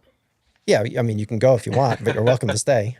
I haven't Well, I booted just you don't yet. want to overstay my welcome. No, I would tell you. I just asked you a question. Do you think the majority of society in Ukraine wants to move towards Europe or not? You know, I really don't have a temperature on that. I couldn't say with any confidence one way or another. I know that in the Crimea region, they did not, and they voted in mass to be Well, they're mostly Re- ethnic Russians. That's right. reintegrated into Russia outside of the Ukrainian doctrine. Right. Okay. I think that's fair. I was always under the impression that Russia had a deal signed that said that they wouldn't move an inch NATO towards Russia, No, there towards was never a Moscow. deal. No deals. So there was an agreement, but evidently, and I've actually looked at this, I've spent some time trying to find anything that said that, and I've come up empty. So I don't think anything was ever signed, but there were clear Yeah. statements made and allusions to the fact that they wouldn't expand east. Right.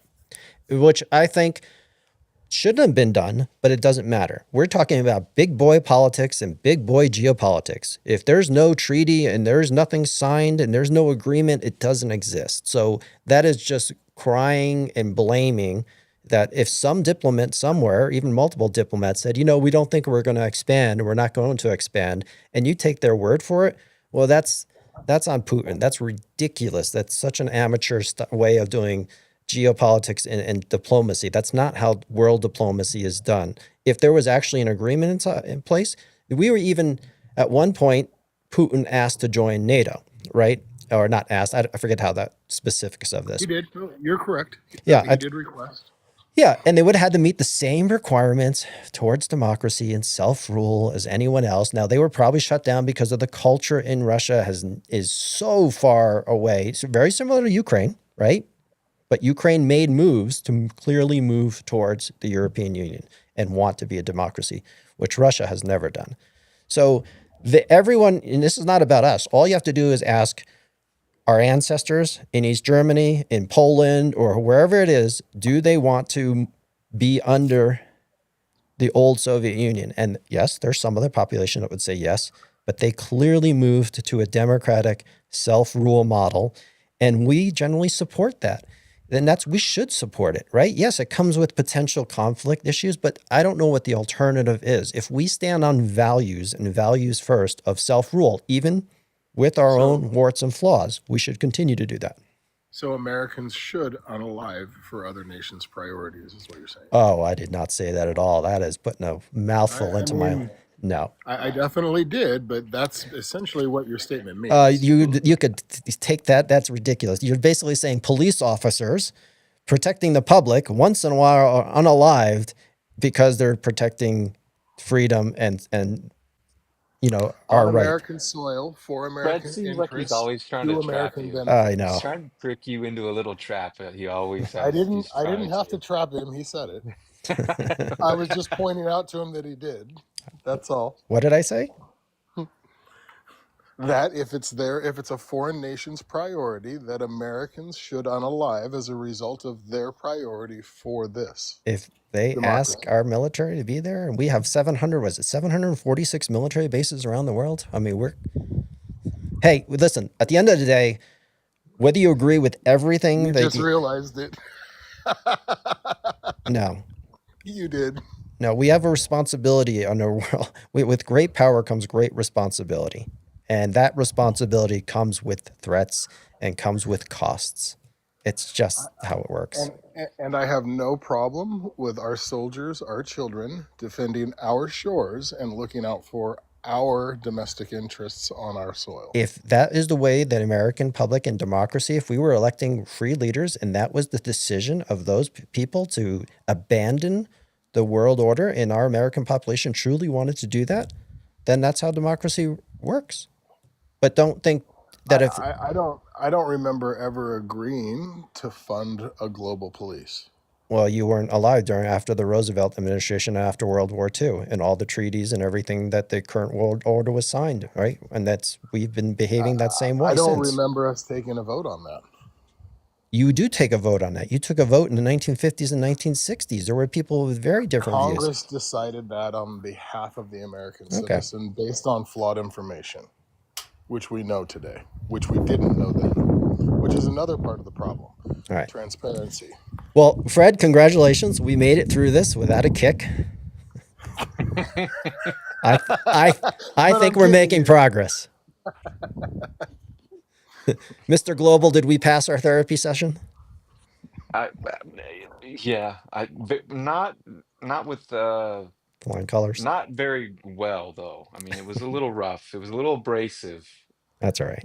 Discussions can get abrasive, but they just shouldn't get downright nasty. Well, this conversation can go a lot of different directions, can. and I'm not sure it was the priority of the prompt. So No. I'm happy to realign if you want to realign around. No, that was enough for today. Fred, you've had enough of TK today, and TK has had enough of Fred for today. All right. All right. Thank you for having me up, All right. TK. I Thank- enjoyed the dialogue. Same. See ya. Bye. All right. He's trying to pin you to a wall. Let's reel it back in. Reel it back in. All right. Welcome, everybody. If you haven't seen the last video I published on TT here or on YT, please go back and watch it. It's getting tremendous amount of support. I think it probably conveys what I'm talking about today more clearly than I am even here on the live. And this live is meant to be an extension of that video. So if you have any questions, please ask them in the comments. Old school debate, it's a good thing. Absolutely right. That doesn't get nasty. It's very cordial, even though it can be abrasive. Nothing wrong with abrasive. You just need to know how to dial it down, right? Mountain Hill 444. Great. You watched the video. Awesome. So I was wondering how many people have seen the video. So thank you very much for doing that. Again, at the end of the day, I still want someone else in the comments here or on social media to tell me another way that we can simply, what's the issue? What's the one issue we can unite most Americans around? And I believe it has to be the 28th Amendment. That's why I don't like to talk about repealing Citizens United, because that's just a ruling that could be then changed again. Amendments are much harder to change. And that's why I think we have to have a 28th Amendment, and that has to be done. And it means we have to replace all career existing politicians, because they will never vote on this 28th Amendment that says that all elections need to be publicly funded by individuals, human beings, and not corporations. And then the 29th Amendment would be replacing all career politicians. And the only way you can do that, not replacing all, replace all career politicians with temporary civic servants, which means term limits. And the only way you can do those two things is if you get rid of everybody that's there now, which is a massive lift. I get it. But I can't see, I have never heard anyone suggest something else that could work. The only way that I've seen it as worst case scenario is that they become so entrenched. This is just my opinion. It gets so bad that they just will not move. They don't want to negotiate. They don't want to do what we want to do. And I wonder what George Washington would have said. And I wonder if you have to just take the document, the declaration, you go to another state and you start a new one, and you force that one out and you start over again with the document. And I don't know how else you do it. Yeah, I just nothing. If we can't get people like you want, right? These individuals that are going to vote for your 28th and 29th, or not for yours, but for ours, Right. to push the narrative and the agenda, then I mean, I have a short life. I'm 31. I'd like to see this done before I go on to the next Hey man, I'm phase. way ahead of you, and I want to see it done before I have. It's almost like if you had a 28th and 29th Amendment that did these two things, you could almost just walk away and know that everything else is relatively going to sort itself out. Correct. It's not like you even have to, if you didn't want to, continue on like fixing like judicial reform or media reform. Once you have decent people in government who are no longer tribal, like George Washington warned against, like just going tribe, party first and not people first, then everything else probably just works itself over time. Right. Right. So Yeah, it could even be a temporary party. So if it's the United Party, maybe it doesn't continue to last. Maybe it just cleans house on both the other parties because now they can't take money anymore. And then you go back to another two-party system. Maybe it goes to a one-party system. Like anything could happen at that point. And at the point it matters, only matters once you do those two things, then whether it's not osmosis, but like that evolution will continue to happen because you've eliminated or eradicated the root cause of every single other issue. then the corporatocracy or the corporations are going to come after the people that tried to fix it, because now that system's not going to benefit them like it currently is. Well, it still should, right? It just has to be with more regulations. I don't think, I'm not against anti-corporation or anti-capitalism whatsoever. Well, sure. They'll be playing by new ground rules, and you would expect that Right. they'll try to erode those ground rules again in the future. But as long as the two amendments were done properly, they're playing within a whole new guardrail system that they may not be able to exploit anymore. Sure. Because those companies are, if corporations right now have, let's say, on a scale of 1 to 10, if they have out of 10 points, I don't know a better way to say this, if they had like 8 points of influence right now and people have 2 points of influence, if it was people over corporations, I wouldn't even suggest that it has to be 8 points people or 9 points people. It has to be like 7, 6, 7, 8 points people. Then like corporations have an important, if, you always say the economy's stupid when it comes to politics. We need a strong economy. We need strong corporations. You just need corporations that have some responsibility to society, right? Or some guardrails it's not even to society, it's just some guardrails that prevent them from overtaking government. Yep. So I did invite someone else to join. They did not join. So I'll take one more person. If the real threat to American democracy, please watch that last video. Please follow me here. Please follow on YT. I'm trying to grow this audience every day. And I want you to put some thought into this because I know it sounds crazy. People say it's impossible. But if I could ever get to 1 million, again, I'm never going to ask you for your vote because I want to organize this thing organically from the ground up. If I could ever get to 1 million followers, subscribers, whatever it might be on the various platforms, if you can help me get there, read the plan. It's not about any sort of personal motive. It's about a motive for my kids, for your kids, for future generations. Then this will take off on its own.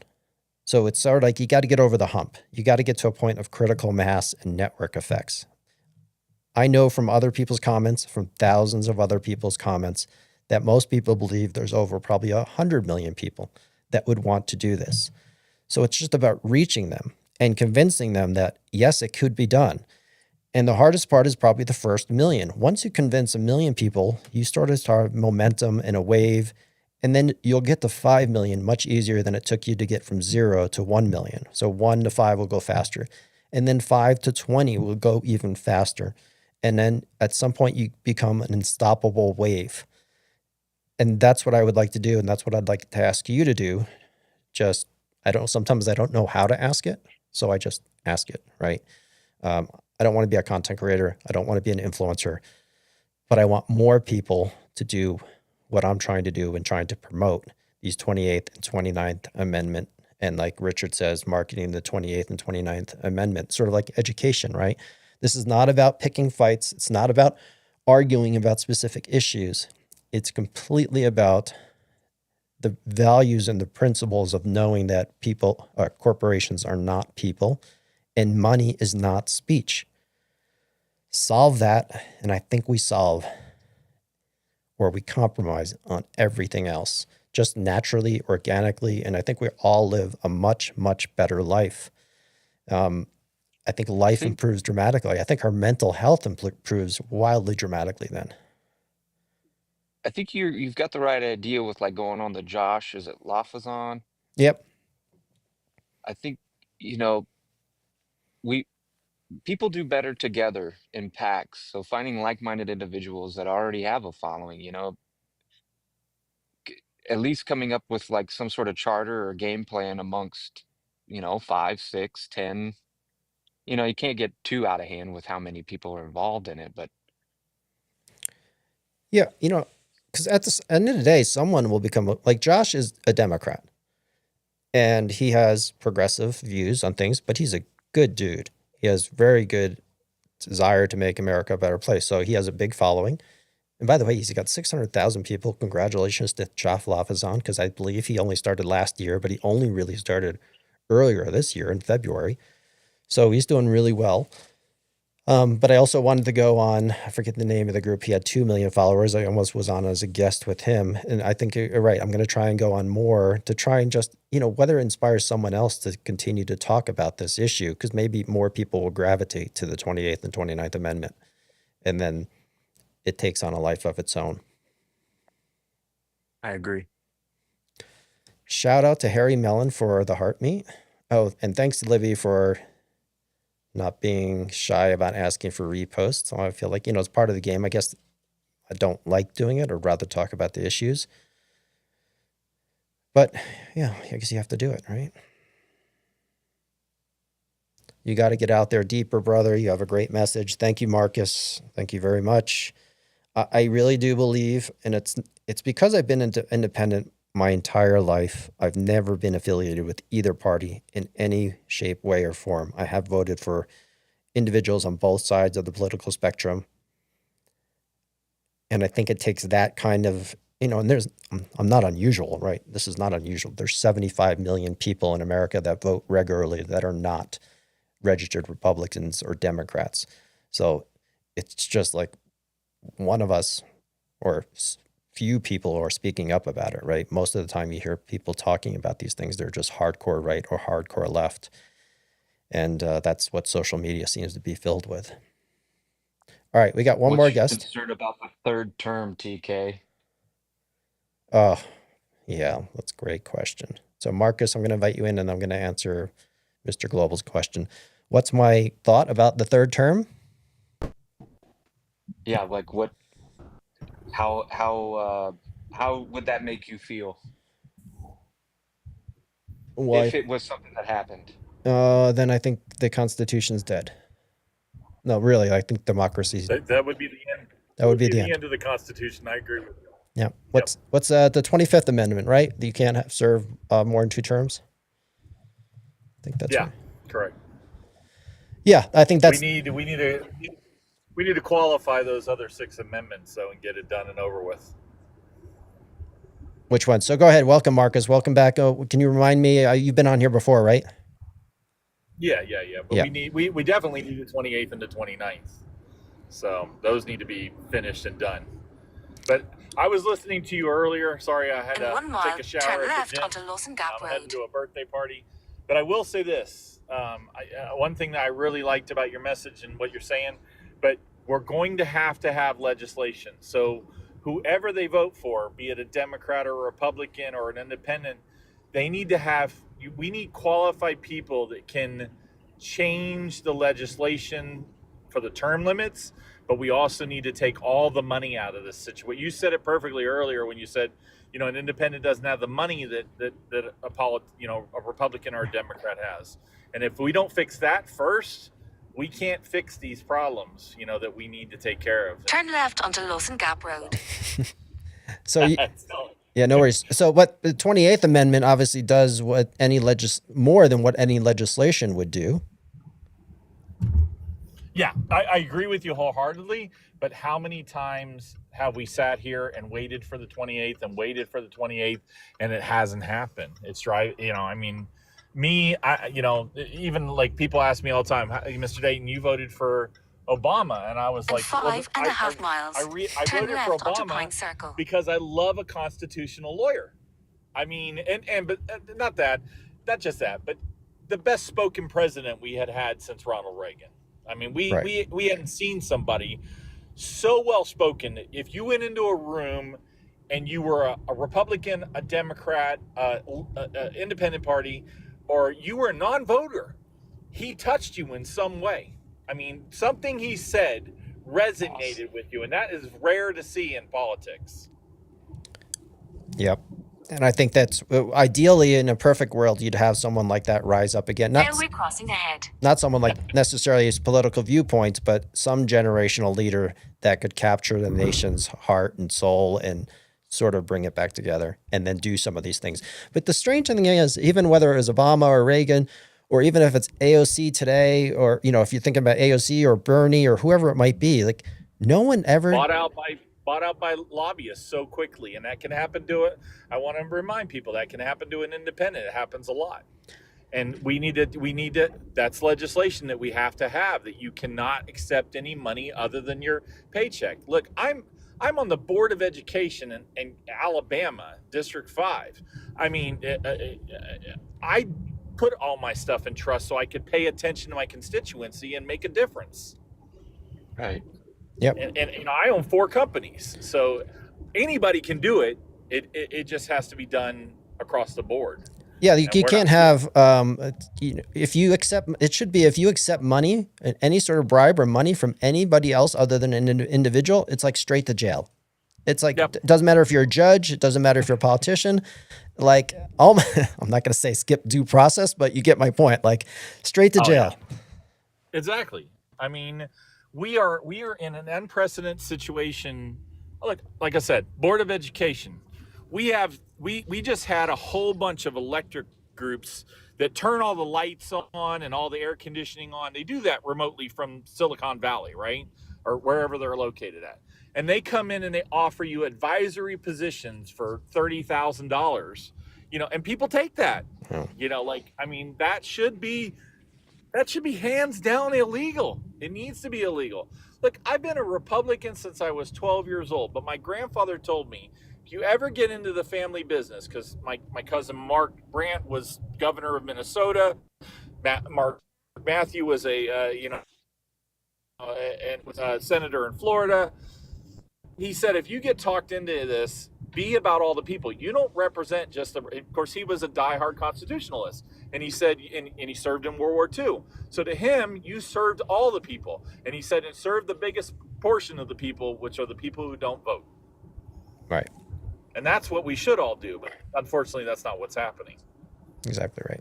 That's why I like your message, and I love Josh. Josh and I, we have our moments where a Democrat thing or a Republican thing. He did 12 years. You know, have you ever met Adam Rosen Zerg from there was a 12-year, much like Josh was a 12-year Republican in Illinois, and he's out there every day telling everybody Trump is dirt and these people are terrible. And you know, for lack of a better word that I can say right now, Right. not get in trouble on TikTok. But All right. Well, we have to make a difference now. Look, yesterday was a perfect example. I'm in a red state, and I was with people who are Republicans, veterans, who are not. Even when they say, "I regret my vote now," or you know, like this isn't what I voted for, then show up, you know, at midterms and help us.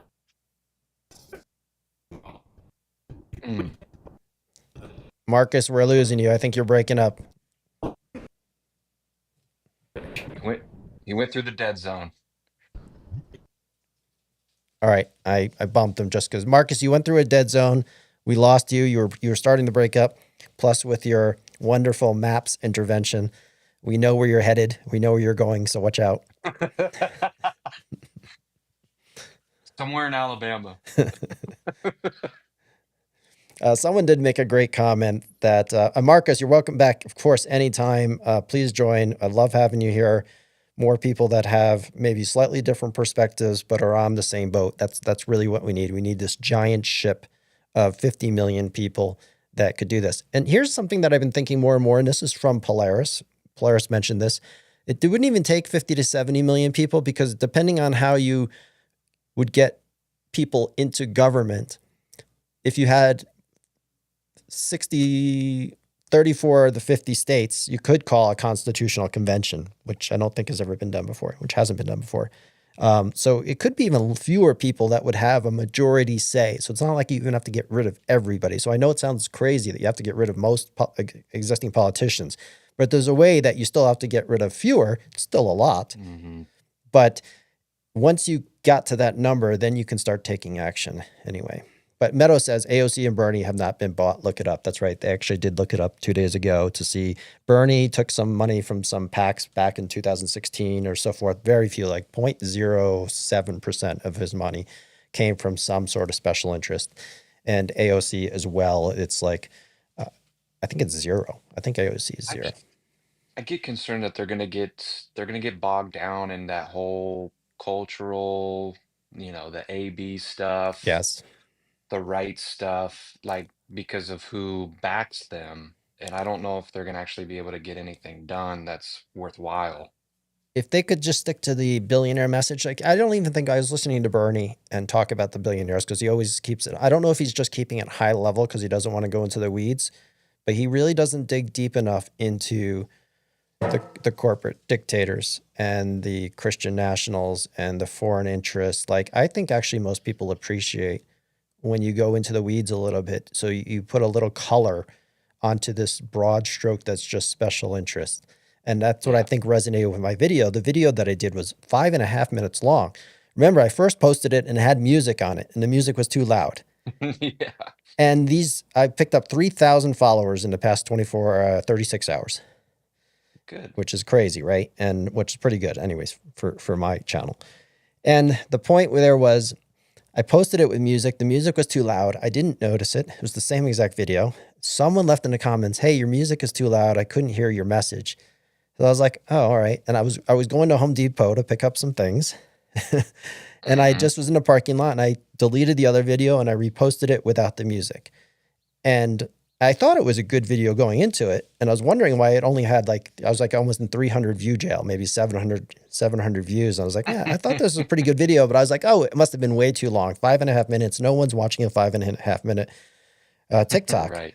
So I posted it again, and then within 3 or 4 hours, because there's like a little like testing phase that every video goes through, and then if it meets a certain threshold by the algorithm, then it just explodes, or has the potential to explode. And that's what happened. It was like, so just by happenstance that I decided I gotta delete that video and repost it. And obviously a lot of people, and again, I thought it was much too nuanced. I didn't think most people would care. Clearly, most people did care, and they liked understanding the depth of, it wasn't just some invisible boogeyman. It was like, oh yeah, I know these Christian nationals. I've seen them, or I heard about this guy, Peter Thiel, or I know about Zuckerberg, or I know about Musk, or, oh yeah, and Russia and China, like something in that video when you mentioned specific, I did get some flack from people saying, well, you didn't mention enough left groups in special interests. You're right. It was off the top of my head. There was no script. It was just off the top of my head. I mentioned the NRA, which is the only right-wing one I mentioned, but I didn't mention like the ACLU, which I should have, or unions or whatever it might have been. It's just, otherwise the video would have been 30 minutes long instead of 5 minutes long. So it was just meant as like some broad example. So luckily that worked. So I am Christian. I see they simply have distorted the Christ message. Absolutely, right? This is not about saying anything negative about Christianity. Most millions of Americans are just good, have great Christian values, but they don't back the Christian nationalists because that's a perverted view, like you said. Yeah, it truly is. And they just want ultimate control. And they'll use the guise as it's, Christianity, or we're ordered by God to do this. And that's not God. Yeah. That's not a benevolent God. Thanks, Libby, for chatting, telling people to repost my last video or any of the pinned videos. So this will be another pinned video, I think. I'll have to unpin another video. Okay.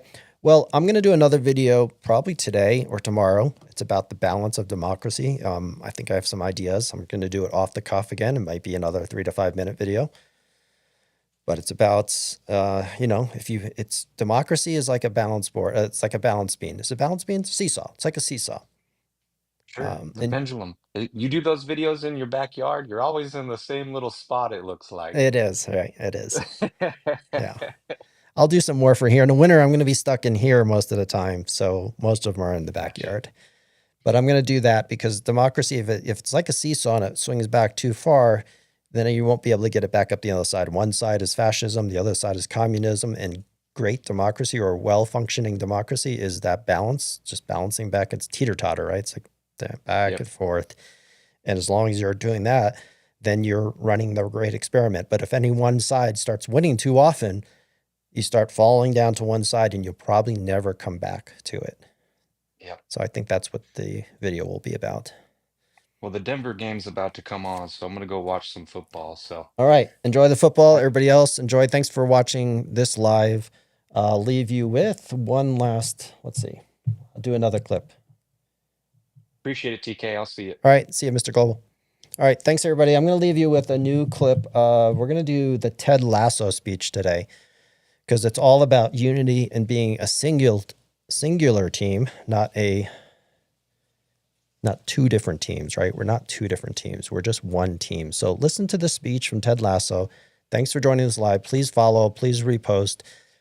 Help me get to 1 million. I know that's a far way away, but once we get to 1 million, we'll get much more than that in the future. So here's Ted Lasso as the closing for this. And I think this is a great send-off. Belief doesn't just happen because you hang something up on a wall. All right? Comes from in here, and up here, down here. Only problem is we all got so much junk floating through us, a lot of times we end up getting in our own way. Crap like envy or fear, shame.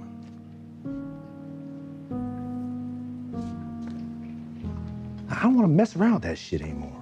You know what I mean? Do you? No, coach. No. Please tap the screen. No. Oh, me neither. Hell no. Now, you know what I want to mess around with? The belief that I matter, regardless of what I do or don't achieve. Or the belief that we all deserve to be loved. Or what about the belief of hope? Yeah? That's what I want to mess with. Believing that things can get better, that I can get better, that we will get better. Oh, man. To believe in yourself, to believe in one another, man, that's fundamental to being alive. And look, hey, if you can do that, if each of you can truly do that,